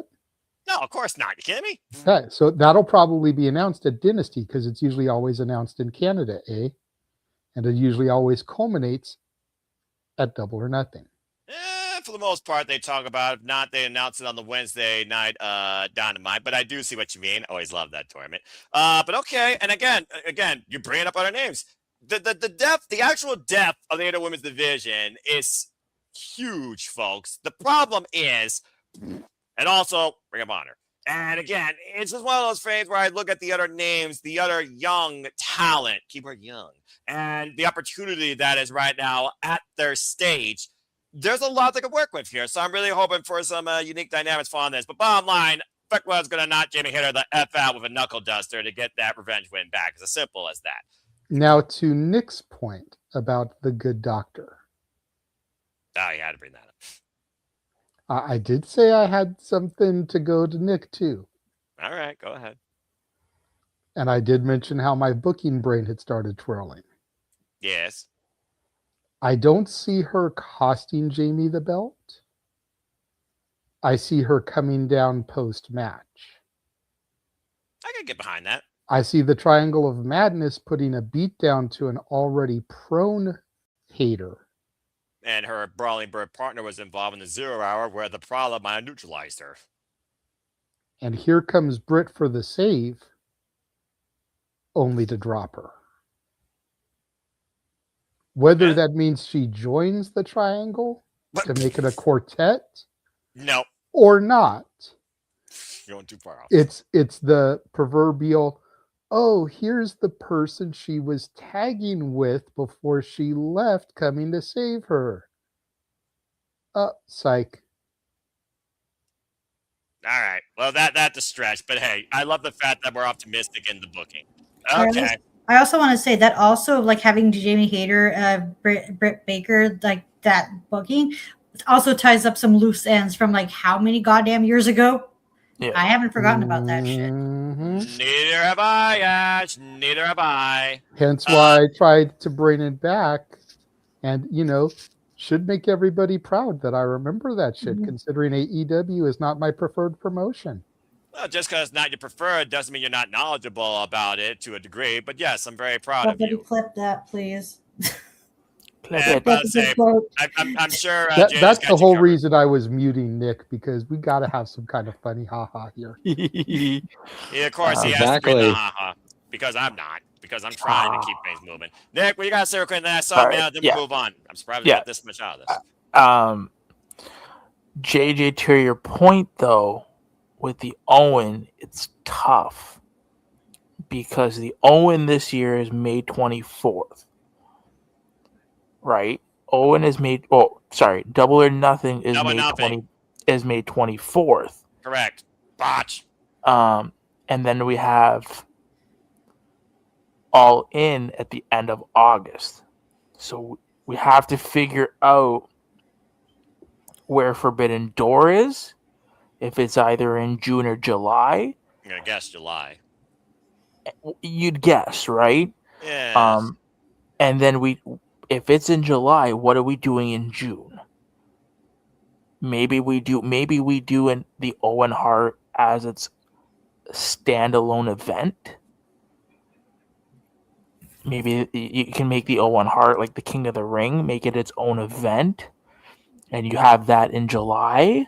Like the Owen is it's this year with the Owen, it is weird because of the way everything is landing. It's not landing like it was like last year, right? Because last year we had All Out, we had All In, then we had Forbidden Door, right? And then we had All Out. Correct.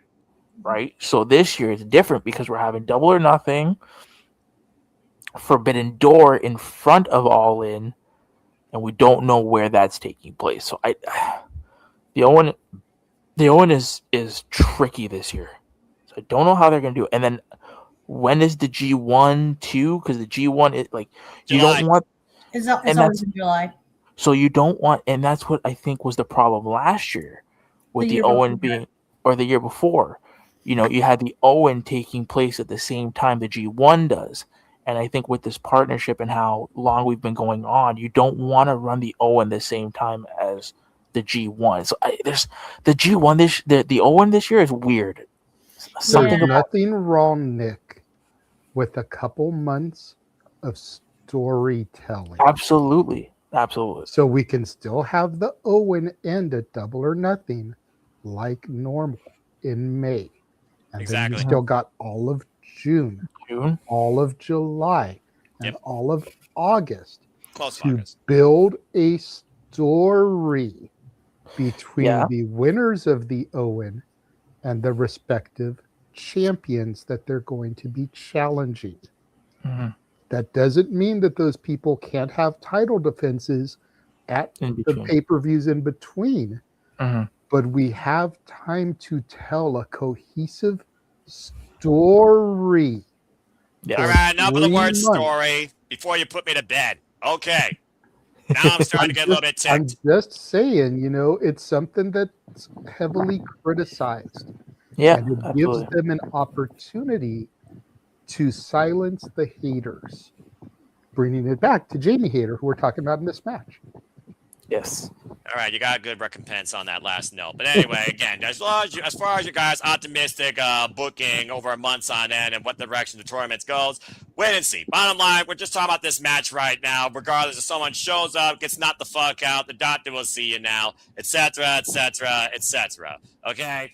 But either way, Fekla needs to win if the Triangle match is going to have any merit in the AEW Women's Division. Simple as that. Emmanuel, I did see your hand at one point during all this diatribe storytelling and other booking nonsense. What do you guys do real quick before we move on? What I thought was going to be the quickest discussion before we can somebody move. turned into a different sub-tangent. No, we can move on because I was going to do the funny and then it got serious talk. The joke gets passed by. It was already moved on. So let's move on. All right, good enough. Good grief almighty. Charles, what is it? I saw your hand real quick. Story, Noah. Shut the fuck up. All right. Moving on from there, Jesus Christ almighty. If every match had to have a freaking story that goes 2 months long, then maybe the freaking world wouldn't have a pay-per-view every month. Oh, wait, that's the Fed, not AEW. They I'm only just have going 9. to say this right now about your point about stories. For me personally, not every match needs a story, but they Thank do need a you! reason. They do need a reason for why they exist. And there's a happen. difference between reason and story, and the reason, those two words are different in a fucking dictionary. Listen, right. but with all due respect, if we had a little bit of story, more story than what we've had now going into this pay-per-view would have been 10 times better. That's a fair And point. hindsight, Nick, hindsight. And not every pay-per-view needs to have 15 stories where only 5 deliver. If you know, you know, folks. Now let's go ahead and move on from there, because not every match itself is not a story in itself, etc., as Brian Danielson says. Brian Danielson already talked about the balance with story and wrestling. Wrestling itself tells a story. You want to talk about story? Here's an opportunity to tell your story if Cage and Cope achieve their dynasty one more time. Let's talk about the AEW Tag Team Championships. One of the most anticipated matches on this whole card, considering Canadians, and also CNC, and the reason that Adam Coleman came to AEW. We've seen how Personal FTR made this after their first encounter and only encounter last year, as you saw live, Nick, at All Out, when FTR lost to Adam Coleman and Christian Cage. And we saw the return of the Glamazon. Bev Copeland put Small Stoke in his place without popping that pimple. Unfortunately, thanks to the matriarchy and other shenanigans, we of course saw Bev eat a stuffed pile driver, which literally questioned Adam Copeland, quote unquote, for the time being, and he was sent away, and also other projects. Of course, after we learned that Bev is fine, Cope came back, and Cage, his asshole, came alongside him, and FTR's been assaulted. Not once, but twice. We've also seen, though, recently on AEW Dynamite how Christian Cage has, I guess, literally, fucked their moms. And apparently FTR heard enough of that shit and literally sneak attack with Don Kyle's family Punky Vice, took his Rolex, and crushed his arm in a steel chair. With FTR finding an opportunity to take advantage of their opponents this past Wednesday and creating an Achilles where the kill switch might be neutralized. Does Christian Cage and Adam Copeland get the run one last time here at Dynasty in Vancouver? Or does FTR further add to their legacy and top guys remain in place? It's a story of revenge versus a story of legacy. And it might literally end a concerto for all we know. But let's go ahead and see if you all believe there's going to be brand new AEW World Tag Team Champions. Well, this should be a very dynamic discussion, I'm sure, for everyone to talk about here. I almost feel like I should start with a Canadian on this one. So, hi, Nick. What do you guys say regarding the AEW Tag Team Championship match? FTR, Adam Copeland, and Christian Cage with an aspect of what people think might happen or want to see happen with another team we haven't talked about yet. Maybe I'm trying to keep that brief for certain reasons. What do you guys say regarding this? You have brand new AEW Tag Team Champions. I have CNC winning. I think it makes sense. But not only that, and I'm Word of going the to day is give sense, apparently. sense, and I'm going to give you guys some information. Nick comes prepared with information. Maybe too much sometimes. What is it? Before last year in Toronto, do you know when the last time CNC tag team together? As far as just being together in a tag team? So prior to their AEW reunion, prior to All Out, the last time that CNC tagged together was in December of 1998 against the Job Squad. I think it was an In Your House event. That's That what event, TLC was multiple times after 1998. then Google's wrong. I don't know. Google's wrong. However, Damn it, Nick! You freaking idiot! There it is. The Terry Invitational was No Mercy 99. And that was Eddie Kingston Exactly. and the Hardys.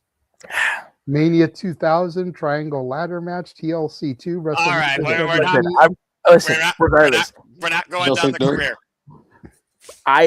This is what Google's telling me, okay? I'm listening Don't at Google. trust Google. They're telling me that prior to their AEW reunion, the duo had not wrestled together in Canada for over 26 years. With their Okay, previous Canada. match. Left out the in Canada part. Sorry, I should You have. just said they hadn't the last time they tag Yeah. teamed. Sorry. Exactly. Details, Bosh. Nick. Details. Yeah, you gotta get all the details. It's Ah, one It Nick. helps thirty you in the tell the morning. story. You need details. You're Ask right. your wife. Exactly. So you're right. You're right. I'm a botch. But their last time that they wrestled together in Canada was in December of 1998 against the Job Squad in Vancouver, British Columbia. That's okay. There it is. There's I the see what he's critical doing. moment. Okay, ding ding. I see what he's doing. Cause the city. They're winning, and I mean it makes sense for everything that I've said with the way they're designing this feud, the way that the Young Bucks have been integrated subtly, and I think where they're getting at, and I will give JJ his credit because he has taken my idea and he has expanded on it. I can see a Double or Nothing it being CNC versus FTR versus the Bucks at Double or Nothing. Fair enough. I mean, again, So- Young Bucks had their chance against FTR at Revolution, and that's when Outcome and Christian Cage returned, and JJ saw it live. That being said, you got brand new tag champs. Yeah. All right, good deal. I'm going to say, yeah, if they don't win here, then what was the entire point of them becoming, out of nowhere, by the way, might I add, the number one contenders for the tag titles just because they said they were? Like, seriously, it was the Wednesday after Revolution. They're like, we're challenging. And with FTR trying to weaken them, it just feels like to me you literally set them up for the comeback of a lifetime. Now, the only thing that would make this better for me is if Brett Copeland comes out and literally pops that pimple known as Small Stoke and takes the Rolex off his wrist. But that's a whole different conversation. That being said, I'm going to definitely say that Christian Cage, Adam Copeland, considering that we may be on the retirement run of Adam Copeland, who might be done this year at Wrestle Dream, according to what we've heard. Let's keep that in perspective. Let's get on the one last run and let's see what they can do one last time. I'd say I'm coming Christian Cage get the win as well. And that being said, we're going to go to JJ next, and we're just going to go this time row by row. So, JJ, you're on the bubble. What do you guys say regarding this? I'm really torn here, believe it or not, It's fair. because while the story seems perfect for Christian and Cope to win this, the Bucks lost last month in their home. I could see Cage and Cope losing in their home country Cage to winning here. further build to that Double or Nothing. You know, both of the losing teams are going Double or Nothing to win those titles. I could really see them pulling a fast one and having FTR win and retain here. So until I know what else happens on Collision, I'm going FTR. All right. Well, I love the fact that it's polarizing. Well, Emmanuel, I'm just going to say this. FTR's held these titles since beating Brodito last year at Full Gear. And again, they've beaten the brightest young up-and-coming teams, the Rascals and Busta and the Brain. They've beaten the legacy teams of AEW now and the Young Bucks. And now, literally, one of the oldest teams of tradition that inspired them. Hell, they lived together. FTR now. And again, the last time we were in Canada, Adam Cole and Christian Cage, they did get the win. So it does seem like one of those things now where the hometown team has been losing to FTR. But the fact they made Christian Cage weaker, for all we know, after literally stomping his arm inside a chair on Wednesday night, I just feel like there's a reason behind that besides neutralizing the kill switch. It feels like to me they're trying to make it seem like it's going to be even a harder fight to win. And that's why I do think FTR are going to lose in some capacity. It's also one of those things right now where we just saw Triple Threat, Buffer, Fall Person, title change. With the tag dynamic here, and I don't think you necessarily need TLC, although based on Legacy, maybe that would make some sense in a way. I just think FTR's run has been long enough. So that's another reason why I picked them. But, man, what do you think? First of all, for those people who want TLC, please no. No. Like I'm thinking of Adam Copeland, how he landed on that cage, like diving. He injured himself. And if he landed wrong, most likely there's an injury going to happen in that match. I guarantee you.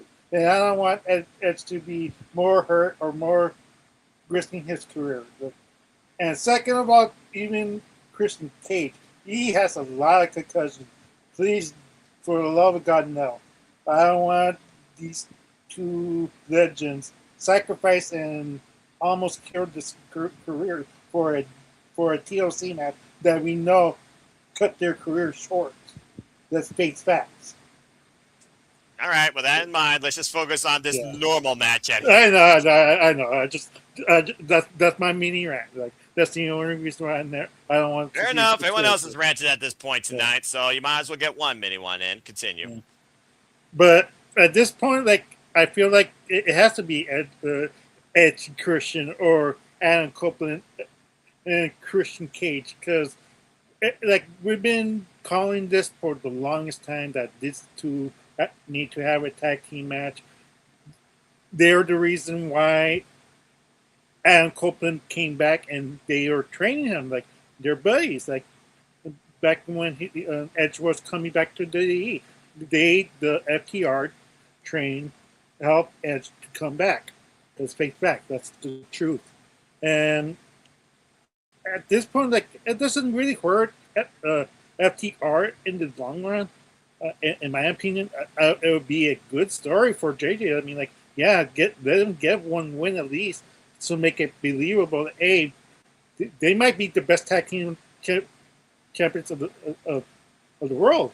Like, they beat everybody, even the likes of Adam Copeland and Christian Cage. But for me, Tony Khan is gonna just give it the titles to Adam Copeland and Christian Cage in this occasion for the feel-good moment and see how long they have this run until they either retire or Adam Copeland becomes AEW World Champion. Then who knows at this point at this of his career if he wants to stay that long or not. So only he knows. So. Man, about to say, and again, he's got grit, but he's also up there too. Just saying. And this was the number one reason he did come to AEW. From go fuck yourself to go find yourself. Now go be yourself. All right. Charles, you're next. What you got to say regarding this? Oh, me now, huh? Consider talk about that TLC thing. It was so funny because Luther and Renee brought that up, the possibility of a tables, ladders, and chairs match to look to Christian and Cole before. It is possible it's going to happen. And it probably will happen. I don't know nothing. But the man, wonderful. Cove and Christian are now walking into that bench champions after I was retaining here. And that's where I expect Cove Christian to win the titles of Double Nothing, and then, well, all in, Cove and Christian gets the Bucks. There you go. All right. Well, that depends. The Young Bucks beat Konosuke Takeshita and Kazuchika Okada, which, again, sub-10. There's no grabber for that, folks, but there's also a match. But I don't think, again, with the fact we know that Konosuke is going to challenge Okada for the AEW National Championship, doesn't matter if they win or lose here. I mean, at this point, I guess if you're going to put the Young Bucks in the tag title equation, they do need a big win. So, again, that's a whole sub-tangent. We might talk a little bit about that match. But, all right, fair enough, Charles. Ash, you close this one out. What you got to say regarding two of the most legendary Canadians that you do know versus Bret the Hitman Hart? Do you think this is Adam Copeland and Christian Cage's time to finally seize the tag titles in what could be their one last ride? Yeah, I wouldn't mind seeing Cope and Christian have like a title run or like a tag title run here in AEW, even if it is just for the short term. I'm just trying to figure like what can we get more mileage out of? Can we get more mileage if FTR retain? Because to me personally, I think they've held those titles long enough. But on the other hand, an argument can be made that Cope and Christian, they don't really need the titles either.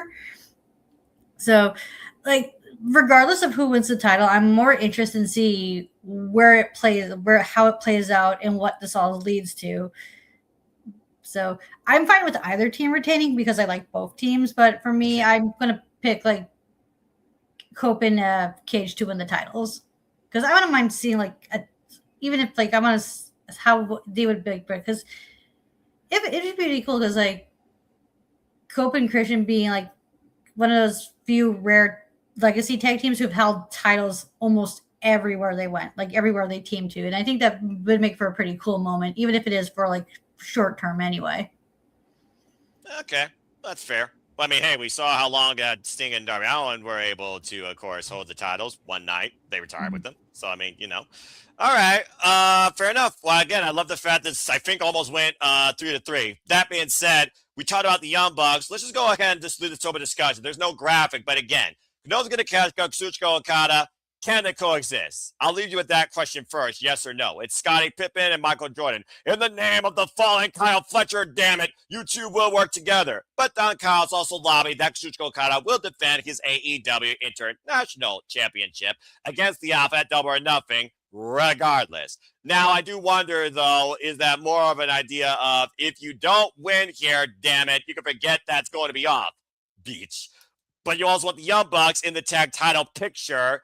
Then again, both teams will be in the same building. Does a win immediately put them back in that, or does a loss make them desperate once again when they don't even have EVP power? So I just want to open this up for a little light discussion here. Does anyone have anything thoughts regarding the Young Bucks versus Konosuke and Okada before we move on to our semi-main here? Because personally, for me, I think they can coexist for one night. The last time we saw them together was, of course, Wrestle Dream.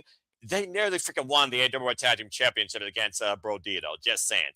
Last time they did lose, though, because, again, their egos couldn't come into play. But with the idea of, here's the little wrinkle again, Kyle Fletcher being the connective tissue with these two, and maybe they're doing it more for him than for themselves. At the end of the day, both are trying to prove that they're the better wrestler. Damn it. I think Okada and Konosuke are actually going to win this, but I also think this is going to be a one-off, and one of them's going to knock the other out or flip them off after the match. That's all I got to say about that. Anyone got anything to add regarding this time match real quick before we get back to the Continental Championship? Charles, Emmanuel, Ash, Nick, go once, go on. Yes, Charles. Yeah, of course, I have to say something here. Go for it. I expect Konosuke and Okada to turn on each other during this match, and it's going to cost them. To be blunt, let's just be real. This match is only going to set up the Double or Nothing match with the rematch from World's End. That's all this match is. Seriously. I mean, seriously. I was like, does this really have to be on Dynasty? I mean, you could just have this on, Dynamite the following week. It's one of those things where I'm like, we know what we're getting. What's the reason here? What's the reason?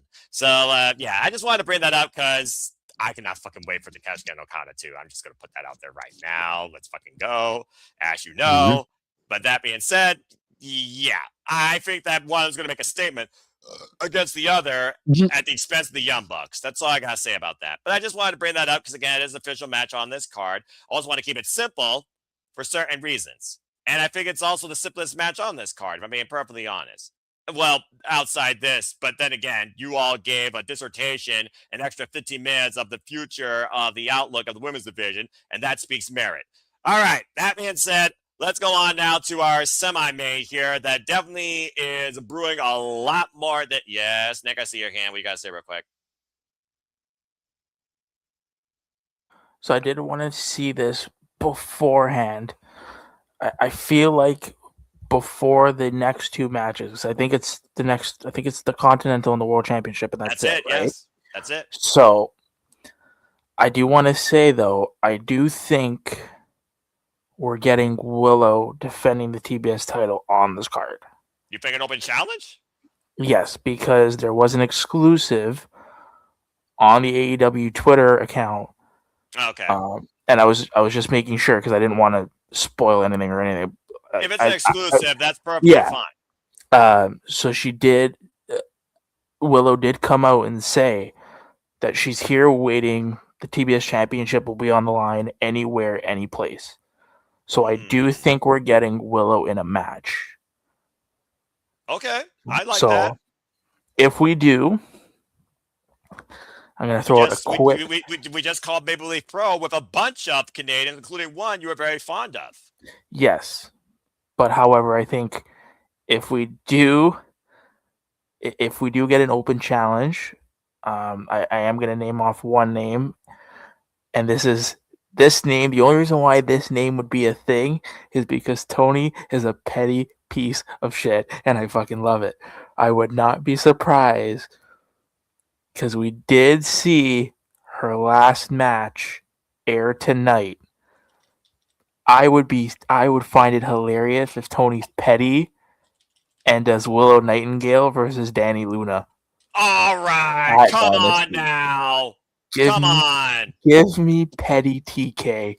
Come on. We're over that era, all right? It's not out of the realm of possibility. No, it's not. The match isn't. But the purpose you're putting behind it is, because I think that's one of the biggest things we want to see from TK. Maturity. And we talk about AEW and the maturity of the roster and product. I mean, hell, I think we're over that petty bullshit. Pettiness does not breathe a positive outlook on the wrestling business. I don't give a what the fuck someone wants to say about that. But the bottom line, I love that fact. I love that idea, though. JJ, do you want to talk on this of why TK would be petty, or do you want to just leave it? Because I think the reason I could see him doing this goes back to an interview that he gave earlier this week. Oh, I was thinking the other situations that transpired today. All right, let's not go down a sub-tangent hole here. That's a possibility too, but yeah, he was told very matter-of-factly by one half of that interview. Yes, he does. Yes, he was. WWE is against the ropes right now. They're losing a lot of fans because of the ticket prices and everything. Yeah. Now more than ever is the time to go for the jugular. Go for that knockout blow. And while I don't think Danny Luna is a needle mover like that, it could be the beginning of a combination that leads to the knockout. Yeah. Pun intended, considering where she's coming from. Exactly. All right. Let's also keep in mind, and I don't know what her contractual status is. Whose? But I'm getting there, Nick. Sorry. Considering everything that went down these last couple of days, like I mentioned earlier, with matches being pulled with talent versus talent, Ash very easily could have seen this woman defeat Mercedes a week or so ago. And if her contract, that then gives AEW another tag team as well. Jody Fret. Yeah. Bring Spitfire back together in AEW. It's food for thought. All right. Well, again, since it's not official, if it becomes official, But- at some point I'll put it on the forum. But it's But still Danny interesting. Luna is a good shout. Another good shout, considering her man worked Reign of Honor tapings this week, is one SDL. Steph DeLander. All right. Well, And the again, battle of those two thick mamas, give it to me. all the power. That's all I'm hearing, all the power. But now I just want to see Danny Luna powerbomb Willow and Willow powerbomb her, and we just get a powerbomb symphony of a whole different sort. But I like this idea a lot. And Willow Nightingale, like I said, has been a very strong fighting champion. She just went through 2 defenses literally in the span of a week, Carl Sheena and Queen Aminata. So, again, Charles, I hear you rubbing your hand, and I'm not sure I approve of that moan you let out. Nah, Yeah, I didn't mean let's to. say. That was not that. well, what is it, Charles? I'm tired. Go ahead. Say your I thoughts. hate the real quick fact, before we get JJ, back you were to in the my main brain program. and Nick was in my brain at the same time. I hate the fact you both were taking that. What else is new? You 3 share a brain, it feels like. Well, not really when it comes to Nick, in certain cases. But I see it happening. I see the Fair open enough. challenge. It's either going to be crazy Danny Luna. Flip. There goes my headphones. Wow. Crazy. Danny Your headphones Luna going off. or, yeah, I expect Danny Luna or freaking Joey or Steph DeLander.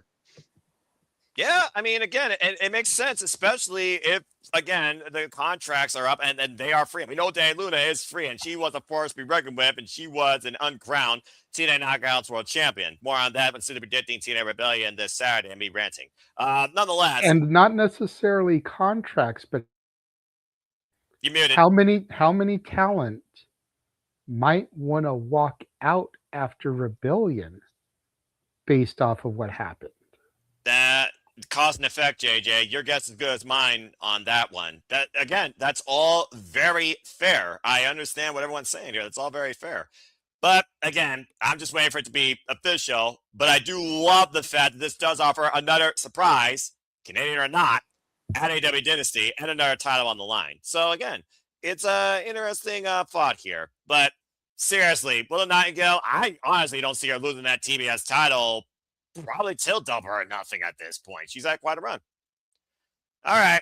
Well, that being said, again, you 3 quit sharing a brain. That's getting a little bit weird here. It's a proverbial triangle, and the fact you're in a triangle formation makes it even weirder.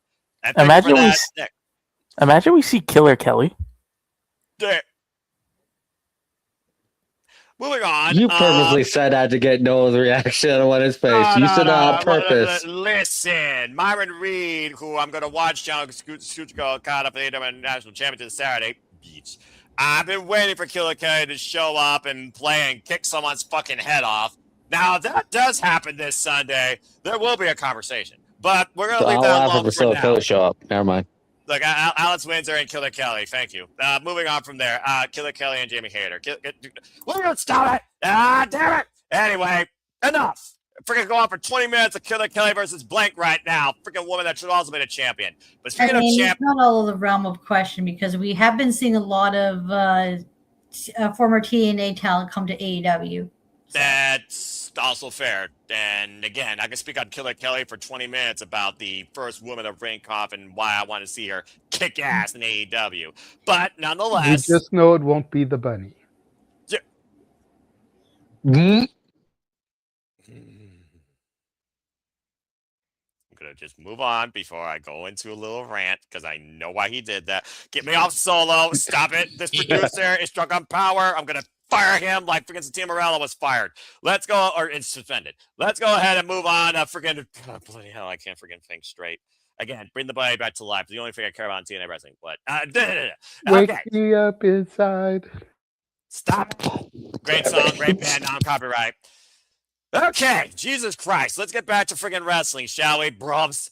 John Moxley vs. Will Ospreay 3 AEW Continental Championship. It's John Moxley and Will Ospreay 1. First time ever singles encounter in AEW. And again, it's for the Continental title. This match means there are no outside parties, and it goes for only 20 minutes flat. Bottom line, Will Ospreay is taking on John Moxley twice and still hasn't beaten him. He said that quite prolifically last year in the finals of the Double or Nothing All Invitation Tournament, where he lost to him and Adam Page. Things really escalated, though, when John Moxley dropped him multiple times on a chair in a steel cage match in Forbidden Door in his home country in front of his family on his neck, and he had to get double fusion neck surgery. Of course, we saw the bruv come back. Well, excuse me. This bruv saw Will Ospreay come back live at AEW Revolution. Lucky son of a bitch. And he has literally marked Jon Moxley for revenge. We've also, of course, seen Will Ospreay enlist the help of his brethren in the United Empire, New Japan Pro Wrestling, as represent, of course, with helping Kyle Newman, of course, assisting him and encouraging him as Kurt James become the youngest ever IWGP Heavyweight Champion. And we saw Chaos in Canada when Kyle Newman, Francisco Akira, Hinare, and freaking Alex Wins and Will Ospreay took on the Death Riders in victory, might I add, with Kyle Newman, Will Ospreay pinning the Death Rider. And we were just one moment away from Jon Moxley from Will Ospreay hitting Jon Moxley with the Tiger Driver. It's much more than gold on the line, but we know how much Jon Moxley values this championship. Continuity be damned. We got a match here about revenge with two of the stiffest, craziest mother effers about this wrestling business in their own way. So, bottom line, does it go to a draw? Do we get a new champion? Does this escalate into anarchy, regardless of the result? And do we have a brand new Continental Champion where you guys may have Will Ospreay on a different agenda before this vendetta is accomplished? Let's go around the horn and see what you all think. I couldn't think of a better person to start with than my Shinyan Pro Wrestling fan, Ash. Ash, this is going to be very interesting. So bottom line, what is the future of Will Ospreay, Jon Moxley, and the Continental title? What do you see happening? For some reason, I don't know why, I just see Moxley retaining because I don't see Ospreay getting a title quite yet. Because I see him go after a different title. Which is also going to play into what we're going to talk about in the main event. Which is the only match left. But I do see what your point is because following with AEW is like, because it's funny how you mentioned this because last night while I was at work, I was like, oh, Double or Nothing's coming up. What's going to be the Anarchy Arena match? Hey, there's a usual tradition. And then I'm like, oh. So like I knew it was like, we're going to get like Death Riders. But who are the Death Riders going to challenge? So it's like, it's a little early, but they are like leading towards the United Empire versus, I don't know how to do that properly. And I'm like way too white to do gang signs. So.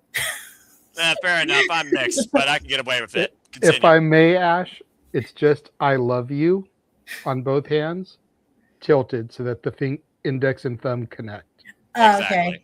Grounds up. Yeah. Anyway, I'm continue. not doing that. Because don't get me wrong, I don't mind the United Empire, and congrats to Caleb Newman for winning the New Japan Cup because I picked him to win, and I'm watching the New Japan Cup, and it got to the point where I'm like, I kind of feel bad that the person I'm spoilers alert for like the review I'm going to be doing pretty soon. Keep live. He's the least interesting person to talk about in that tournament, sadly. And he's the goddamn winner.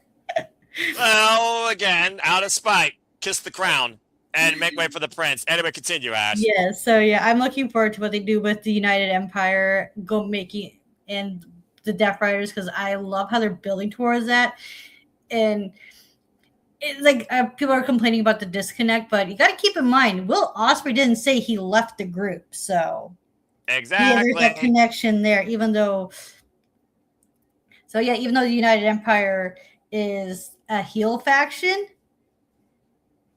they're just doing this as a favor for Will Ospreay to help with the numbers advantage. And which won't be the case in this match. But yeah, I see somehow, some way, Moxley, being the crafty mofo he is, going to find a way to retain against Ospreay. And I will go ahead as we go arrow order and go after you and say, I agree. At the end of the day, it's 20 minutes, and all Will Ospreay is looking for is revenge. At the end of the day, he doesn't need to take the towel. He doesn't need to drop the damn man on his freaking head and neck, and a Tiger Driver will certainly do that. What this means, though, is that literally Will Ospreay will have Jon Moxley to himself for 20 minutes, free and clear. These two are going to punish each other. And again, Yeah. it's their first time ever one-on-one encounter in AEW. The last time these two were in the ring together, it was Wrestle Kingdom freaking 17 over that freaking IWGP Global Heavyweight Championship, 18. IWGP Global Heavyweight Championship. And we all saw how that played out. So, yeah, I know. The less said about that, I guess, the better. And of course, the dogs now are in AEW, and yet Gabe Kidd says war with NJPW. What the frick's going on? I don't know. But nonetheless, with Will Ospreay, this first match being back on pay-per-view as well, and everyone has a different agenda already for the bruv. I just think right now he's trying to take care of old business with some old friends before he moves on to what I think is going to be the primary agenda towards All In, especially because it's going to be in the Cathedral Professional Wrestling Wembley Stadium. More details about that later. But regardless, this match comes down to, do we see a new champion who leads with the gold?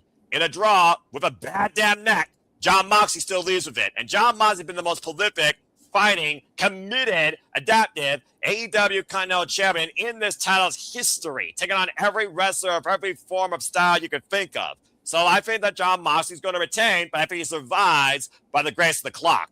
I don't know what happens afterwards, though. All hell breaks loose, but that's going to be the fun part. Fuck off. But I got Jon Moxley leaving with the Continental Championship as well. Emmanuel, you're next. What do you got to say regarding this match? Actually, no, I would like to play my man card. Fuck me!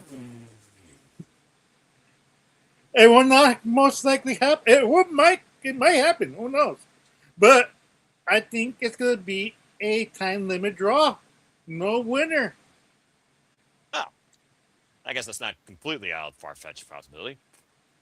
Because, like they're both are great wrestlers. 20 minutes is going to be wanting you to asking for more. So, for me, it's like for a pay-per-view result, but a time limit draw isn't so bad. And we wait till another day for a result, because you could build this up to when Ospreay gets the title, and it'll be Moxley versus Ospreay 2 for the title, and now there's no time limit. We need to get a outcome for this match. So for me, no time limit draw. All right, fair enough. You still basically have Jon Moxley leading with the gold, though. So at this point, it's 3 Moxleys across the board. I guess we're all Death Riders at this point. All right, well, let's see what the other half of the arrow has to say here. And this time we will, of course, start with JJ. JJ, what do you think about this match? I mean, let's be honest here. You and I and Nick have talked ad nauseum about the outlook of the AEW Men's World Championship, and the bruv was on many of our perspectives. He's back. But again, he's back for revenge first. And we're on the verge of a civil war right now breaking out in AEW with New Japan, it seems like, with two of the most prolific factions across both companies. So that being said, what do you think about this 20-minute non-interference affair where more than just the gold is on the line, but proverbially both men's necks?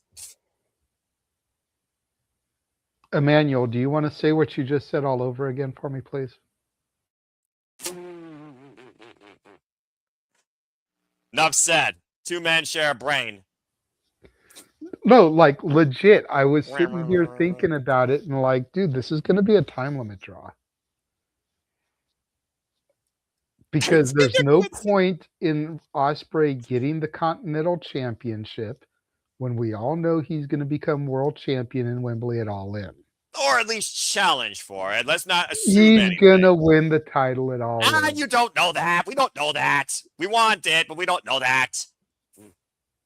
Noah, I will put it like this.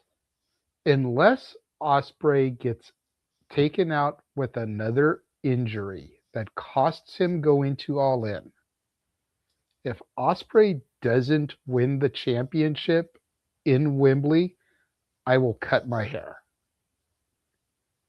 Like I will lose the ponytail and everything.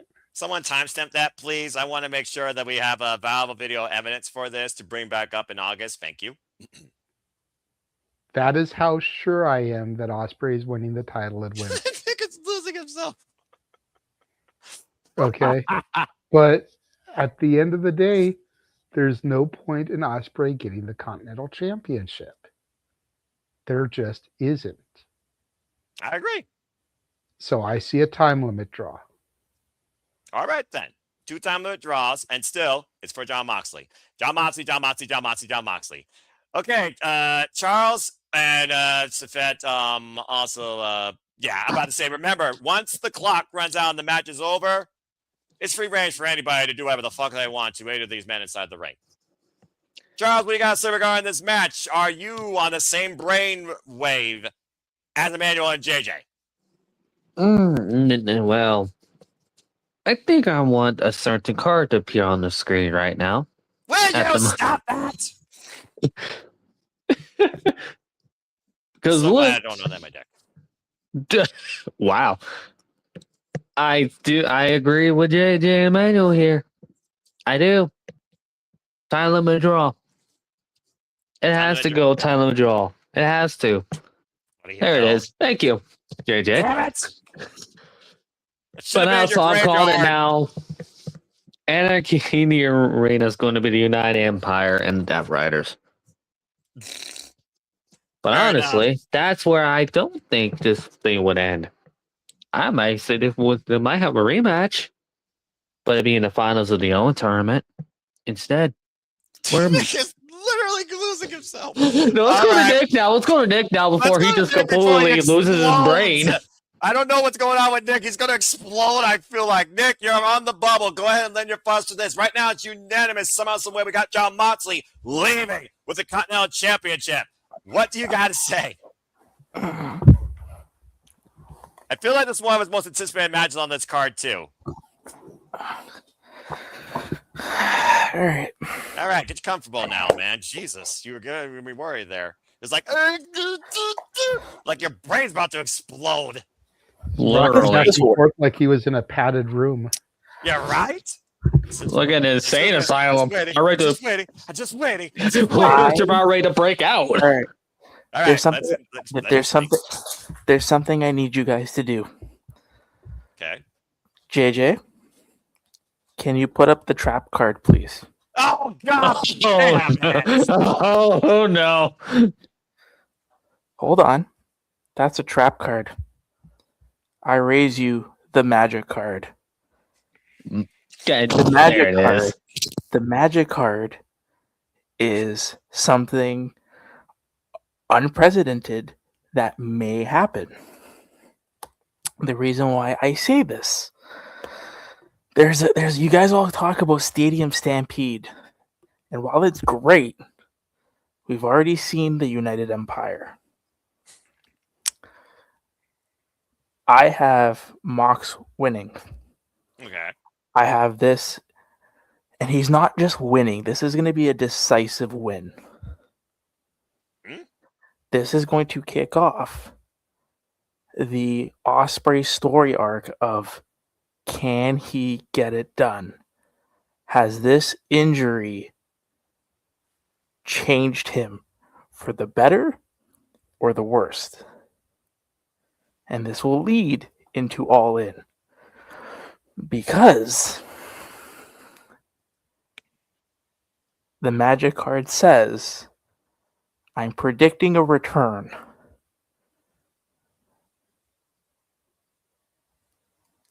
Who was the one person last year that was announced for the Owen but never got to participate? It's Jay White. Yeah, Switchblade. I see Switchblade coming back because there's gotta be a reason why lately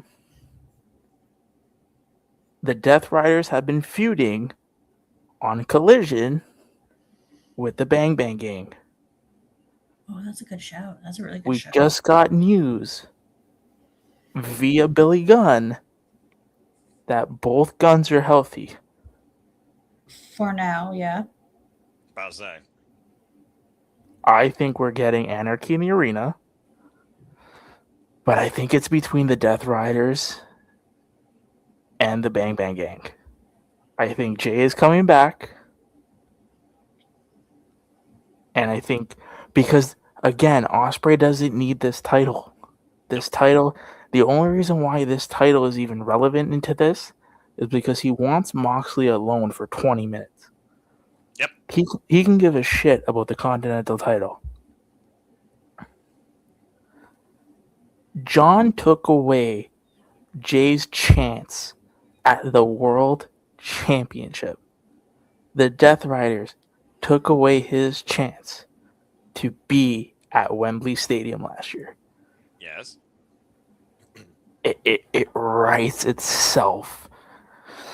If they're all ready to come back, how many times now has, I mean, again, no way you don't scroll, but how many events has Jay White tweeted out, I'm ready? A lot, actually. A lot. A lot.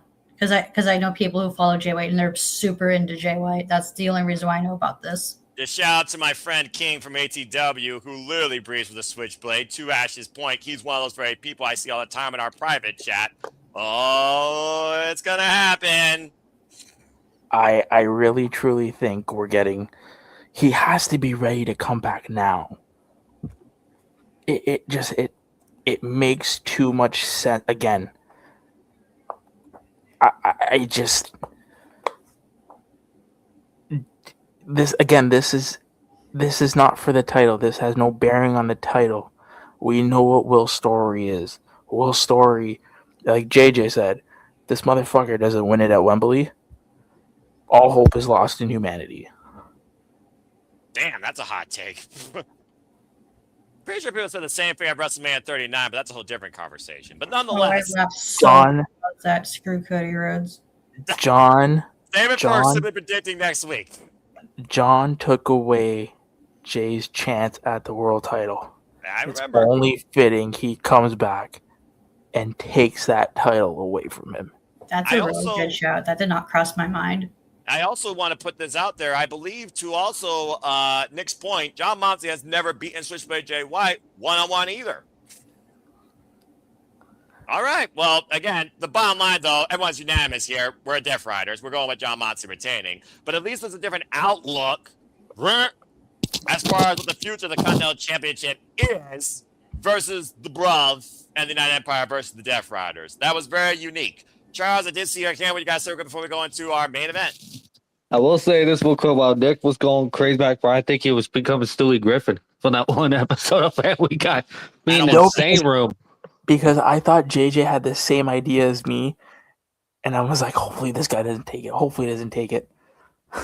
You gotta remember, he doesn't follow AEW literally verbatim like you and I. But also, I didn't think about Switchblade Jay White at all in this equation. And again, with all the returns, that's brilliant. Again, all right. We've already seen the United Empire, and you know what? You have to give those dudes credit because Francesco Akira, is that his name? Yes. Yes, that is how you say it. Yes. He's a small motherfucker, but he can move. Right? Oh, yeah. He's a junior heavyweight, that boy. He's called the Fireball for a reason. He'll be part of the best Super Juniors. Of course, you will probably talk about that at some point, though, after the tournament concludes, as we get ready for that tournament here in the near future. Again, folks, stay tuned. Bad wrestling. And Hanari's a beast. He looks like I want him versus Claudio. Mm-hmm. Oh, right. And the fact that Callum Newman is the youngest IWGP World Heavyweight Champion at only 23 years old. And listen, for those assholes out there, I didn't need to Google it. I actually heard it on commentary. Maybe you should pay attention. I'm proud of you. Yeah, they were really solid. I liked it. There's a reason that the United Empire right now is a firm foundation. And maybe when you guys do a New Japan kind of show, there is, and I think we discussed this on a simply when it got, I think it was late last year when we found out that El Idolo was the backer of United Empire, and we came on that show. It was us three, and I said it would be funny if at Forbidden Door you do an Andrade versus Will match. Well, if you looked on Twitter, Will tweeted at Andrade, "Where were you?" Ooh. I mean, again, if Andrade Just throwing doesn't it up agree there. with Don Callis, Good. Just I'm throwing about it to up say, there. if Andrade does not agree with Don Callis, I'm just saying. Again, hindsight. All right. Well, either way, thank you for that, Nick. Very unique thoughts. So, Charles, I do see your camera. Quick, what you got to say? Good grief. I'm just gonna be blunt. I expect Will to get backstabbed by the United Empire at some point this year anyway. Mhm. Yeah. Kyle Newman. Let's just be real. That's what's gonna happen. Yeah, I see that Tease too. that New Year's Yeah. Dash. Tease that Yeah. New Year's Dash. Again, if you want to hear more about New Japan Pro Wrestling, subscribe to The Bag for Wrestling or find me and her and Nick and Charles talking more about New Japan Pro Wrestling on a different form. If you want more New Japan content, stay tuned. We will be covering, of course, Dominion and maybe Dontaku. And, of course, we will be doing Batty Bracket Breakdown for the G1 Climax and covering opening day. Stay tuned as we bring you more Japanese wrestling coverage here at the Super Live Studios in the near future. Well, that being said, we've had a lot of unique talk, fantasy booking, big what ifs, possible returns, possible first-time show-ups, even in and out of possible social media-driven pettiness to try and literally go after the juggler, after the biggest conglomerate on the planet that's already driving the fan base away. And we've had a lot of unique manual cards and Yu-Gi-Oh references. But let's go ahead and get right down into it. Let's go ahead and get into our main event of two deities of professional wrestling. For what happens when the devil meets the god of pro wrestling at 100% for the richest prize in this company. It is for the AEW. That is such a fucking kick-ass graphic. It is for the AEW Men's World Championship. Maxwell Jacob Freeman versus Kenny by God Omega for the gold. The devil versus the god. The god proclaimed by so many fans with so many names. And the devil who truly claims what he is, that no one is on his level and he's better than you and you know it. We saw Kenny Omega subtly outsmart MJF this past Wednesday after MJF called in his help into question. As yes, Kenny Omega, the first time they met, the first and only other time they met, he was going through diverticulitis. He was at 80%. He didn't even know he was a ticking time bomb with a lifeline, it seemed. As he had 2 feet of his intestine removed and a new leash on life, and as soon as MJF's New World started, Kenny Omega said, what if I could do this one more time as I look to correct the mistakes of the past and give this title and this company what it needs. And after dropping him with a V trigger and subtly saying this was the last chance you could shake my hand, respect for out of the window, we got Kenny Omega far better than 2023 at 100%, taking on MJF. All right, now we're going to get into some fun stuff. Time to get serious here, guys. We talk about the different dynamics of the AEW Men's World Championship verbatim with MJF holding it. We also got Kenny Omega, who does offer other dynamics as well. Whether we see him, of course, honoring what he said to Darby Allin, whether we do see one more run, where we see a transition, though. But it feels like MJF is truly running the gauntlet of the all-time greats to come and the greats that were in AEW. And what really could be, in my opinion, Kenny Omega's Champion's Pursuit swan song. But bottom line, let's go around the horn and see what y'all think about this match. Who leads with the AEW Men's World Championship and what's to follow? And do we see something dangerous happen during, if not after it? Let's go around the horn and talk about this main event. And we are literally going to go counterclockwise, starting with the man on my left and ending with the man on my right. JJ, what do you think about this match? What do you think about MJF's run, Kenny Omega's pursuit, and what do you think Kenny Omega's future holds, even with the health being put into question by MJF on multiple occasions? What do you got to say regarding this match in the AEW Men's World Championship? The floor is yours.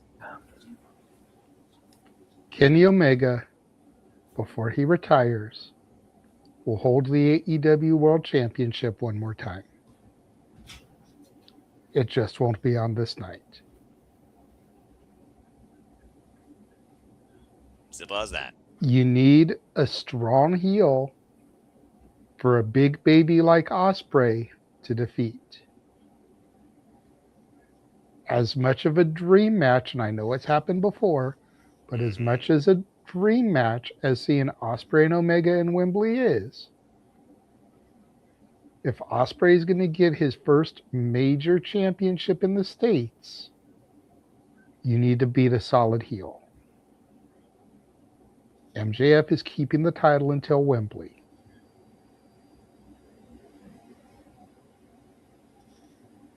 All right, then. There you go. And he's better than you and you know it. JJ keeping it simple. Got MJF.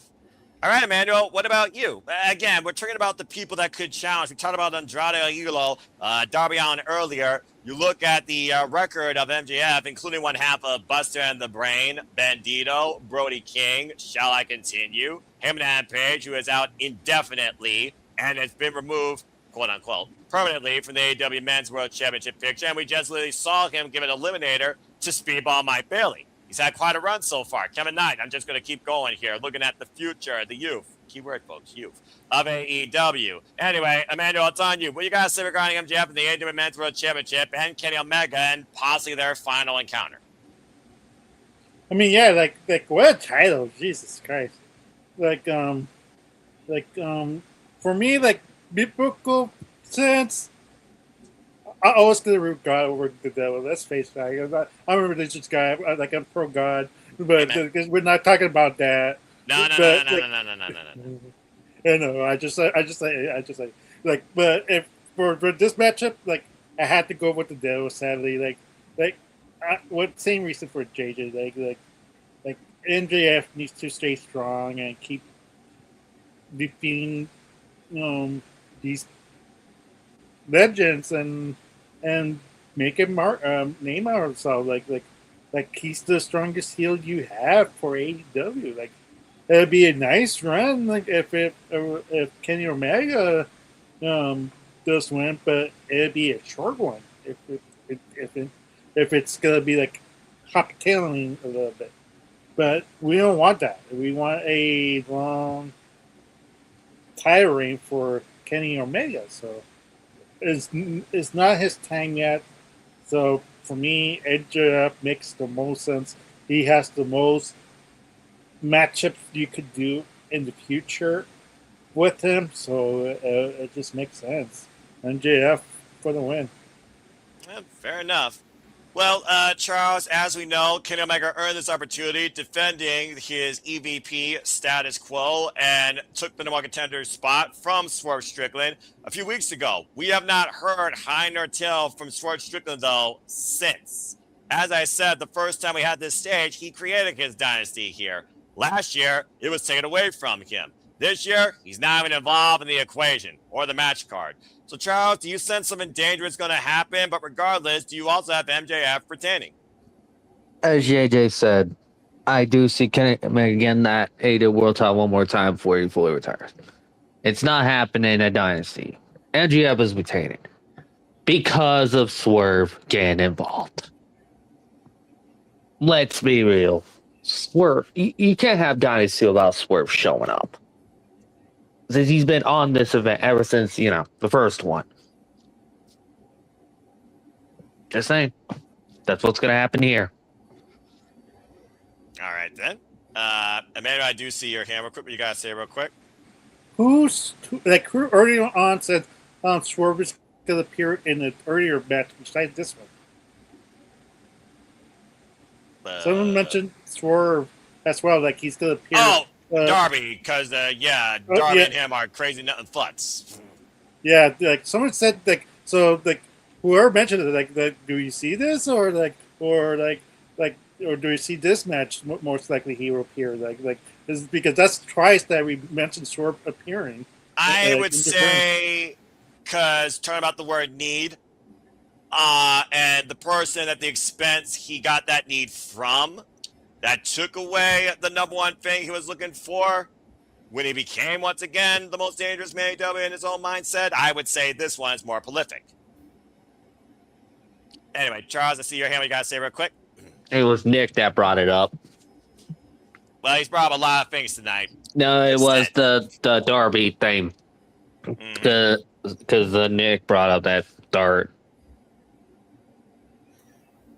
All right, that kind of threw me off. What the world? I think Jada's just learning more about StreamYard tools and having fun. It just kind of threw me off. I mean, hey, there you go. I mean, you know what? I like this. I think the chat is just as important as anybody on this screen. So thank you for that, JJ, and thank you for that, Charles.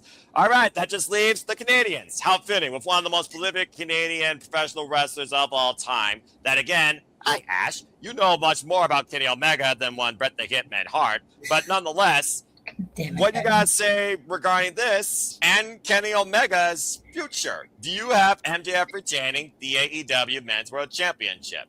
This is one of those things where it's just like I'm torn between what I want versus what I think should happen.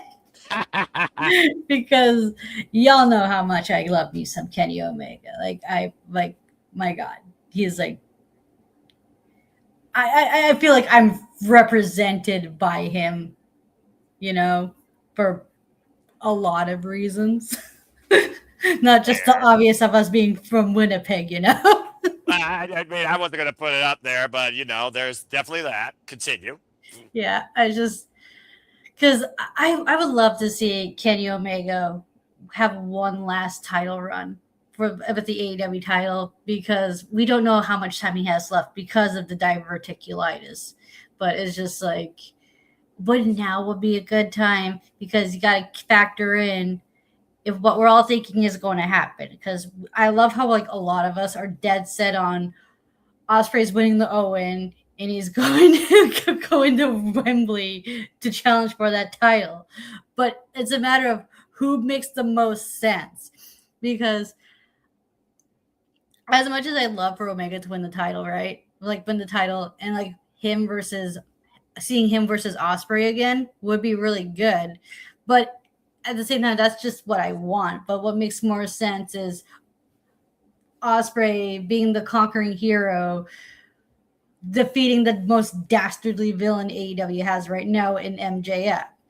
Because although I'm on that mindset of, if not now with Omega, when? And is it going to be too late? Because that's what I'm concerned with. But it's just, yeah.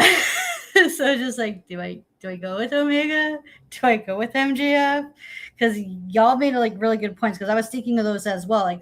Going into what makes more sense going into All In, and I'm just like, see, the match I'm obviously more interested in would be Ospreay versus Omega, but it doesn't really make much sense going into the lore of All In with Ospreay and MJF.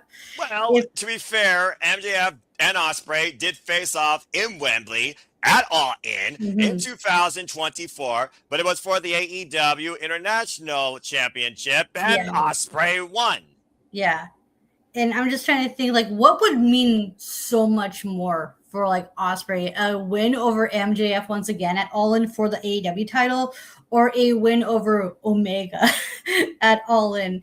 Because we all MJF is super heel, but at the same time, Omega can be a fucking dickhead too.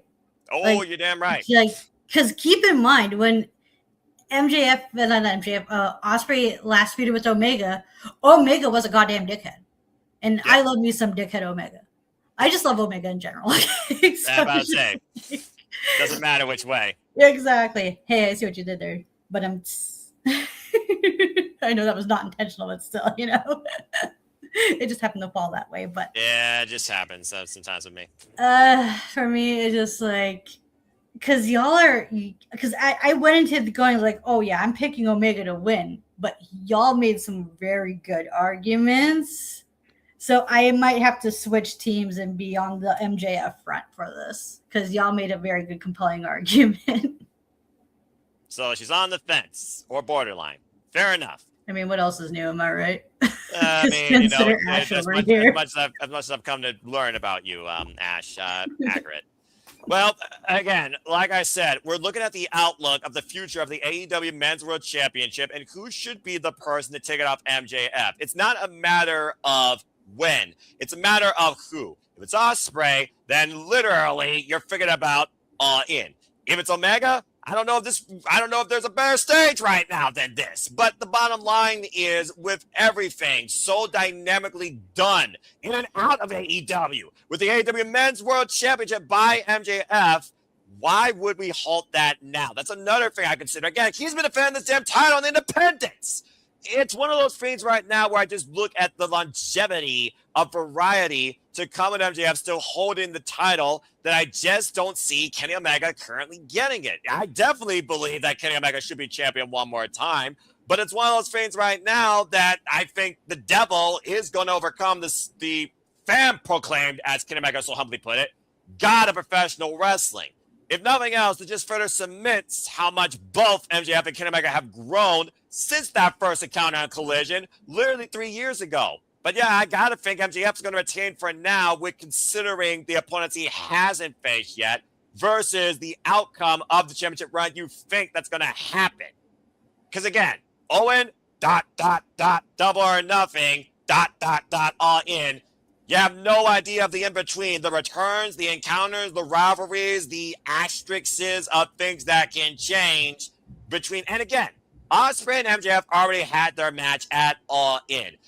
Nick, did you not just talk verbatim, or someone did, about people losing in their hometown nowadays? And again, 2 years ago, MJF lost to Will Ospreay in the same venue. You don't think MJF's looking for that win back? I want you all to keep considering that, Mr. Risking His Hair, when you think this is as obvious as day that this is the year that Ospreay gets the title at that venue. I do think Ospreay is going to become a world champion this year, but I'm really not trying to buy in at All In based on previous history. I just want to put that in the conversation.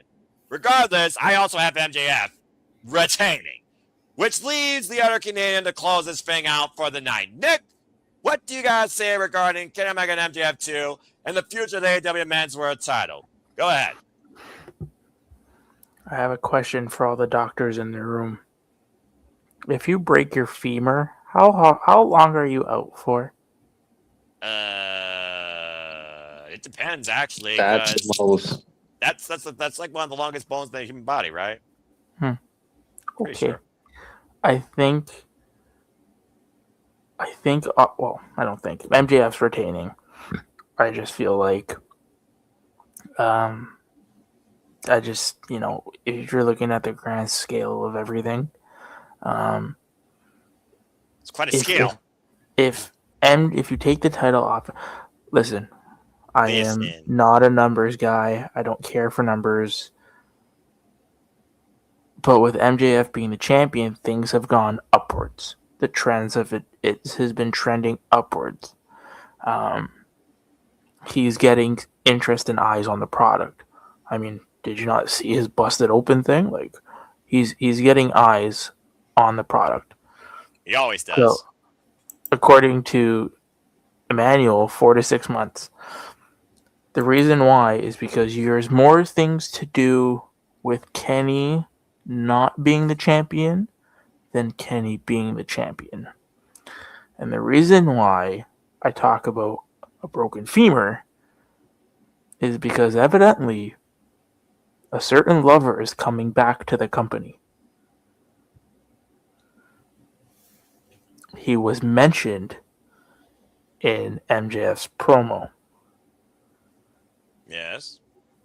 You guys are right. I mean, I would love to see Kenny win the world title. But I think right now, again, is not the time. I'd much rather see him go on a proper tag team run with Coda if and when Coda is healthy. Because I feel like, give me Young Bucks versus the Golden Lovers. Run it back. Give me the Golden Lovers versus CNC. Give me the Golden Lovers versus Busta in the Brain. Give me Golden Lovers versus the Rascals. Give me the Golden Lovers versus the Syndicate. Right? Like, I feel like there's more. Give me the Lovers versus FTR. Give me the Lovers versus the Bang Bang Gang. I feel like there's more things to do with the Golden Lovers right now when Coda is healthy, because it seems like keeping Kota Ibushi a singles champion or a singles wrestler is not helping him because he's getting hurt. Love Kenny. Fair point. Kenny can keep doing it. You guys are right. The world title is not his time right now. He's winding down. Put him in the Golden Lovers. When Ibushi comes back, they can tear up the tag team division. But I got MJF retaining because, again, the match we all are expecting for All In is Will versus Maddox. If you don't do that, I'm going to be really, really, really surprised what fits the billing of importance in the venue and in the time. And if All In, the biggest show of the year, is where MJF is dethroned, or if the devil continues to prove that he's better than you and you know it. Regardless, this is one night where the devil will overcome the god of professional wrestling. And we all believe in that this Sunday. Simple as that. But again, there's a lot of different dynamics of what is for both champion and challenger. And again, between Swerve, between Darby, between Jade, between Ospreay, between you bringing up a tag team run possibly, with Bobby Lashley maybe picking up business that was personal, in case you all forgot, when MJF was excommunicated from the Hurt Syndicate. Just saying, there's a lot of what is when it comes to, again, the future of the AEW Men's World Championship, unlike most championships I can think right now in this wrestling business, and that's saying something. And right now, it continues only if MJF retains. But that's everything we got to say as MJF continues forward on his legacy through this dynasty as a two-time AEW Men's World Champion in our own prediction. So what do you all think based on everything you heard, fantasy booked, thought about, a manual card played? Life points probably kind of down to 0, by the way, on all that nonsense. So it probably was an after effect.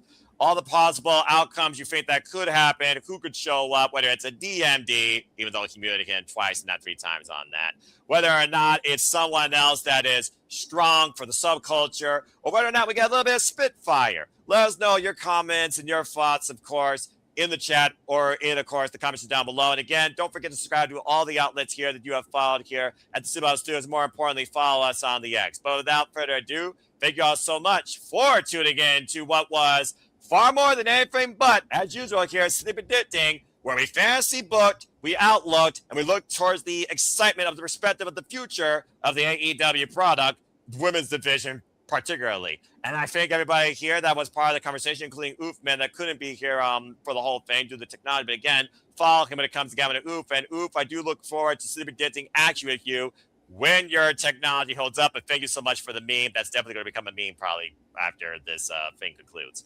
Let's go ahead and get the F out of here and get some sleep and prepare for this Sunday for AEW Dynasty. Nick, first and foremost, thank you so much. I'm glad you were here for the entire time. Technology worked, and you brought a lot of proverbial food to the table when it came to predictions and the outcomes of future outcomes. So go ahead and tell where the people can find you. Yes, you get the solo shot courtesy of JJ. You're muted. Botch. All the wrestling. Damn it. Did the ad right here. Follow it. Or don't follow it. He still doesn't know he's Wrong mirrored. side of the screen. Wrong There side you of the go. screen. There you go. Will someone please tell Nick to change his setting from unmirror? Thank you. All so right. this ad right here. Follow it. We're doing a lot of cool things on the channel. On the internet. Oh Yes. my gosh. All right. Yes. So thank you, Nick, so much. And again, shout out to Mrs. Ferrantes. And again, I hope to see you on the call this Sunday. Otherwise, I know that you would definitely be part of some sort of after discussion, I'm sure. Again, folks, stay tuned. We cover it live, 7 p.m. Standard Time on Sunday night. I know he's going to be as I do because it is pitch black out there in Canada, so goodbye and good night to you. Ash, you're always batty. Again, you tell people not to be a dickhead, but you're a bit of a, a little young punk yourself, and we love you for it. So please go ahead and tell other people can find you and further engage with you. Yeah, you can follow me on X, the app formerly known as Twitter, at ShadowBadAsh, and subscribe to my YouTube channel at Batty for Wrestling, where I'm trying to do my best to catch up on all things New Japan. Good luck, pal. You got a long way to go. Yep. Just Ash. What am I going to do with you, my Shinyan Pro Wrestling friend? You got to get up with the times here. I know your girl got priorities, as you say, quote unquote, but come on, the people want your outlook. You're exactly. It's just, hey, your girl's time management and other stuff is just like I'm not a good juggler or a balancing act person, but That's I'm fair. trying. I'm trying. I know, I'm doing my best. I applaud you for it. I'm not getting on your case. I'm only encouraging you. You know how much I love your I get that. I'm just giving reasonings as to why I'm doing so. So yeah. Look, at the end of the day, Master Yoda is unrealistic when he says, "Do or do not. There is no try." Sometimes try is all you can do. Damn right. And you either succeed or fail because you try. Mm-hmm. But at least you try, damn it. And that's all people expect from you. You can't say that you failed without effort. Failure is always an option. Hashtag Mythbusters. And Exactly. don't accept failure if it happens. Like I always say to my workmates, attempting and failing is better than not attempting at all. Simple as that. The more you know.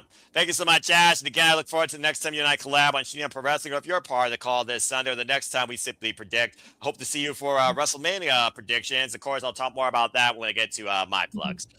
Charles, always a pleasure. You gave a lot of food for thought here as well. I love, by the way, how much we got out of Dynasty as well. This was very special to me, so thank you all so much. So I always enjoy doing this, but I also love the in-depth conversation we particularly get with All Elite Wrestling, because I don't think enough love is shown for its potential. Charles, what you got to say real quick? Go ahead and tell where the people can find you. You can, by the way, believe Chase you. Unaccredited institution, and you just got out of my good graces. Follow me on Twitter at DudeOnCrandall. There you go. And All believe. Right. No. The answer is no. I'm going to keep saying no until the cows come home, proverbially. Thank you for that, Charles. Freaking unaccredited university. Emmanuel, always a pleasure, man. I hope that things are going well for you and Arlene. Again, shout out to Arlene Dominguez, whether or not she's part of WrestleMania predictions as well. She continues her education pursuits. But go ahead and tell the people can find both of you. How fitting that freaking graphic. I need to change that to Codyverse Orton now that I think about it. Yeah, probably.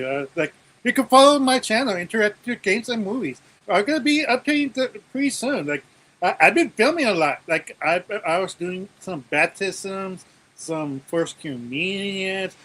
So I have a side job right now. It's trying to earn some money while job is being hiatus, being done, and not contracting to take care of. So I gotta do it on my own. So why not? I gotta outsmart him, but then I gotta try to contact me. Anyways, like pretty soon I'm gonna be doing my favorite movie right now on Sunday, which is Fools Rush In. The only reason why it's special to me is because it was the first movie that like the second movie and the only time me and my family took my grandparents with us. And so and it's so funny because like I always remember that spending time with them like in that movie theater. So it has a place in my heart.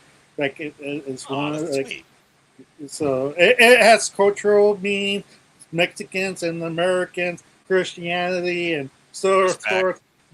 So it's one of those things like it gives me a smile whenever I think about that movie and reminds me of them during that time. So if you want to come along this Sunday, after the pay-per-view, like you're welcome to join in, and I'll try to keep the channel alive and keep doing the episodes and everything like that when I have the time.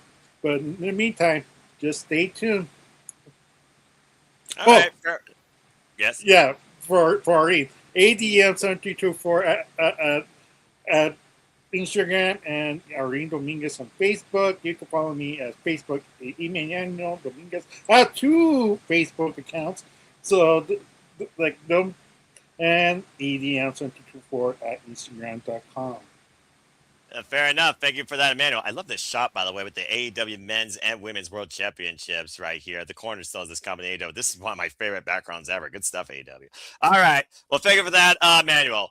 Well, JJ, again, before you are literally one road forward to the city of sin next week, Lord help us all. It's always a pleasure to be predicting and engage with your mind and your love of storytelling, and rest in peace to your liver and your sleep. But again, got a busy week ahead, got a busy weekend ahead. Also, damn it, karaoke. Fucking damn it. But nonetheless, let's go ahead and promote your channel first and foremost before we get into the first nuggets to have here at the Simple Album Studios. Go ahead and tell people can find you.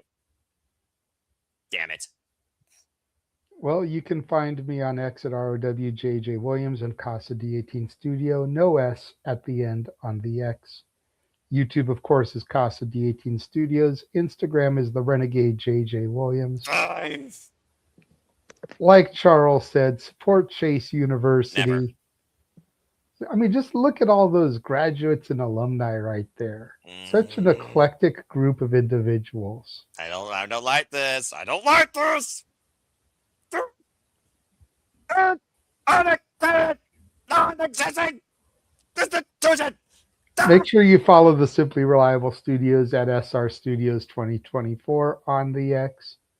Go back into the archives.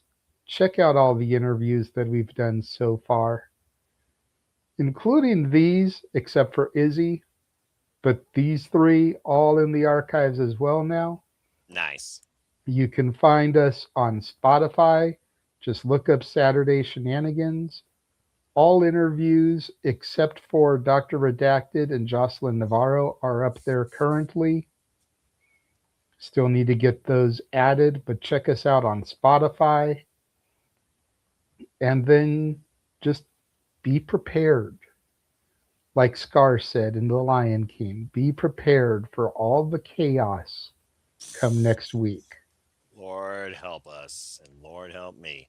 Well, thank you for Because that. this is just a sample of what's going to be happening. And now for a taste of things to come.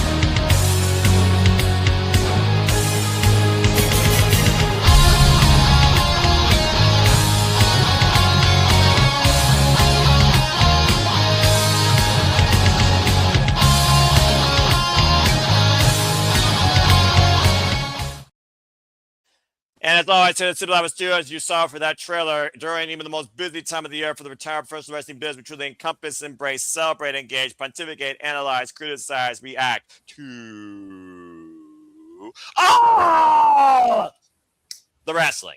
And welcome back here to the conclusion of this Sleepy Ditting special that is pretty much your go-home angle into our virtually non-stop streaming schedule starting Saturday, where, of course, we'll be back with another Sleepy Ditting and another preview coverage. Again, thank you for all those plugs, JJ. I guess now things fall on me. And again, I thank all you for tuning in.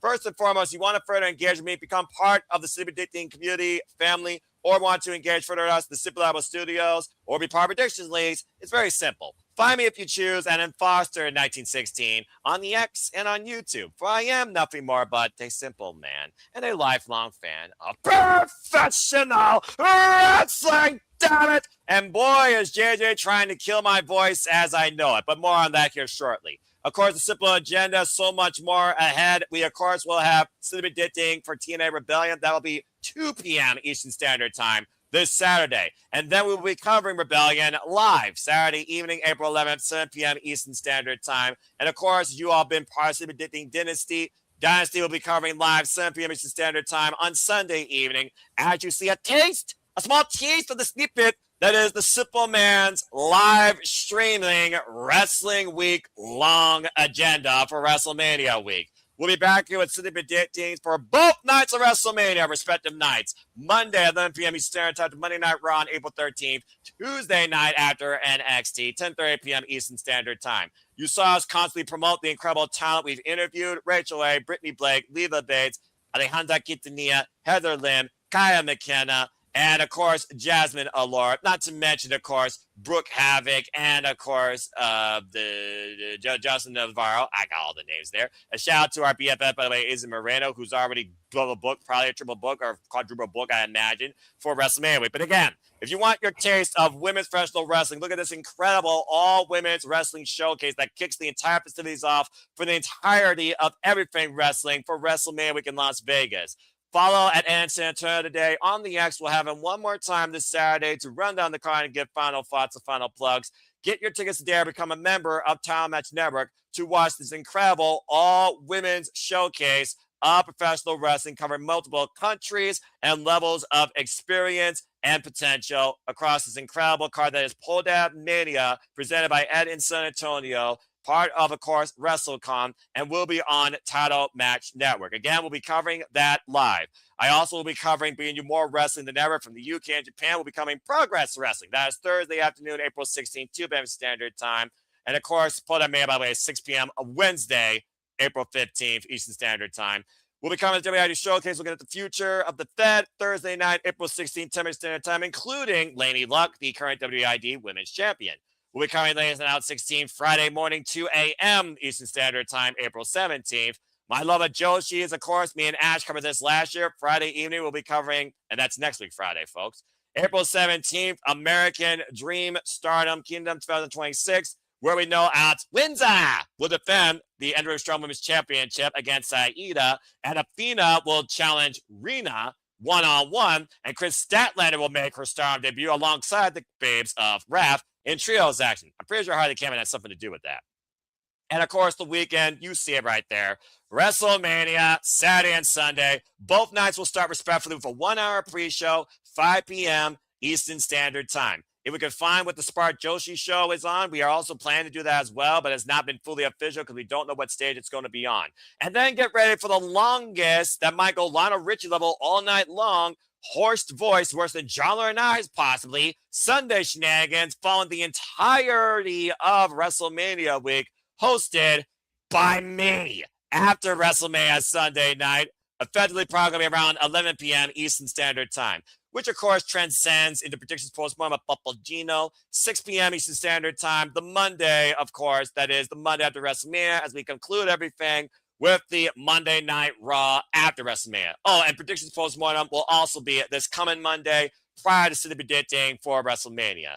And as I said before, I have 1, 2, 3 more City predictings to do. The next predicting will be Saturday, 2 p.m. Eastern Standard Time for Rebellion. And that's all I gotta say, plug, promote, announce, and remind and encourage all of you when it comes to our love and outlook of all professional wrestling too. But as always, I like to conclude. There are no winners, there are no losers, there are no bears. Just fans with opinions of this passion we all share. So at the end of the day, folks, support one another, respect each other, protect your mentality too, treasure your families, no matter how much they may drive you bonkers in and out of your bloodline or in and out of your internet-friendly community.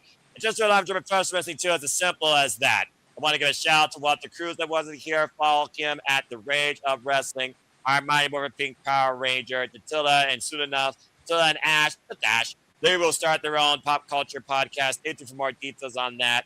I was on Major Push Wrestling again this week, so shout out to Papagino, who of course is my fellow predictions postmortem analyst. So follow him there at Papagino. And as you heard earlier from JJ, karaoke aside, stay tuned for the Saturday shenanigans following TNA Rebellion this weekend. The weekly moderate conversation Wrestling Matters hosted by the Renegade of Wrestling, JJ Williams. And again, for everything you heard, for all of us here, for everything we do, it's as simple as this. Just follow SR Studios 2024 on the X today to get your most reliable, open-minded Outlook Wrestling fix. It's as simple as that. With that being said, thank you so much for tuning in. As you see on the banner, please subscribe, comment, tell a friend. Hit the bells, video goes live on demand on any of the outlets here at the Super Reliable Studios on the Straight YouTube channels. Hit the subscribe button. I assure you, the conversations, the passion, the creativity, the madness is not going to let up anytime soon. Again, stay tuned for the forum. Stay tuned for TNA Rebellion City Predicting. Stay tuned for our double watch-alongs this weekend and all the wrestling to come, including the City Predictings to come that kick off the entirety of WrestleMania week here at the Super Reliable Studios. But now let's go ahead and get some sleep as we look to see who claims their legacy and creates a dynasty this Sunday. For Ash, for Nick, for all of you in the chat, for Charles Schultz, for Emmanuel, and for the Brand Wrestling JJ Williams, I am the Cement Noah Foster because my name is Noah Andrew Foster, NAF, who only wish to continue to remind you to make a positive impact in life and have a good night. And thank you for tuning in to another insane edition of Anything But that truly involves simply predicting. Have a good night, folks. And we'll see you next time here at Simply Reliable Studios. Take care. I'm handing the button immediately. Oh, God. Believe in Joe your Hendry. name is Amen. He appears. I believe in Joe Hendry. You freaking fucker! Ah, damn it! and believe in DHL as well. That Or jury's even out. face you. Nope, never. All right, I'm hitting the button. I'll see you Believe all in for Dynasty. yourselves. Now that I do believe in and respect, Dash. Thank you. Goodbye, folks.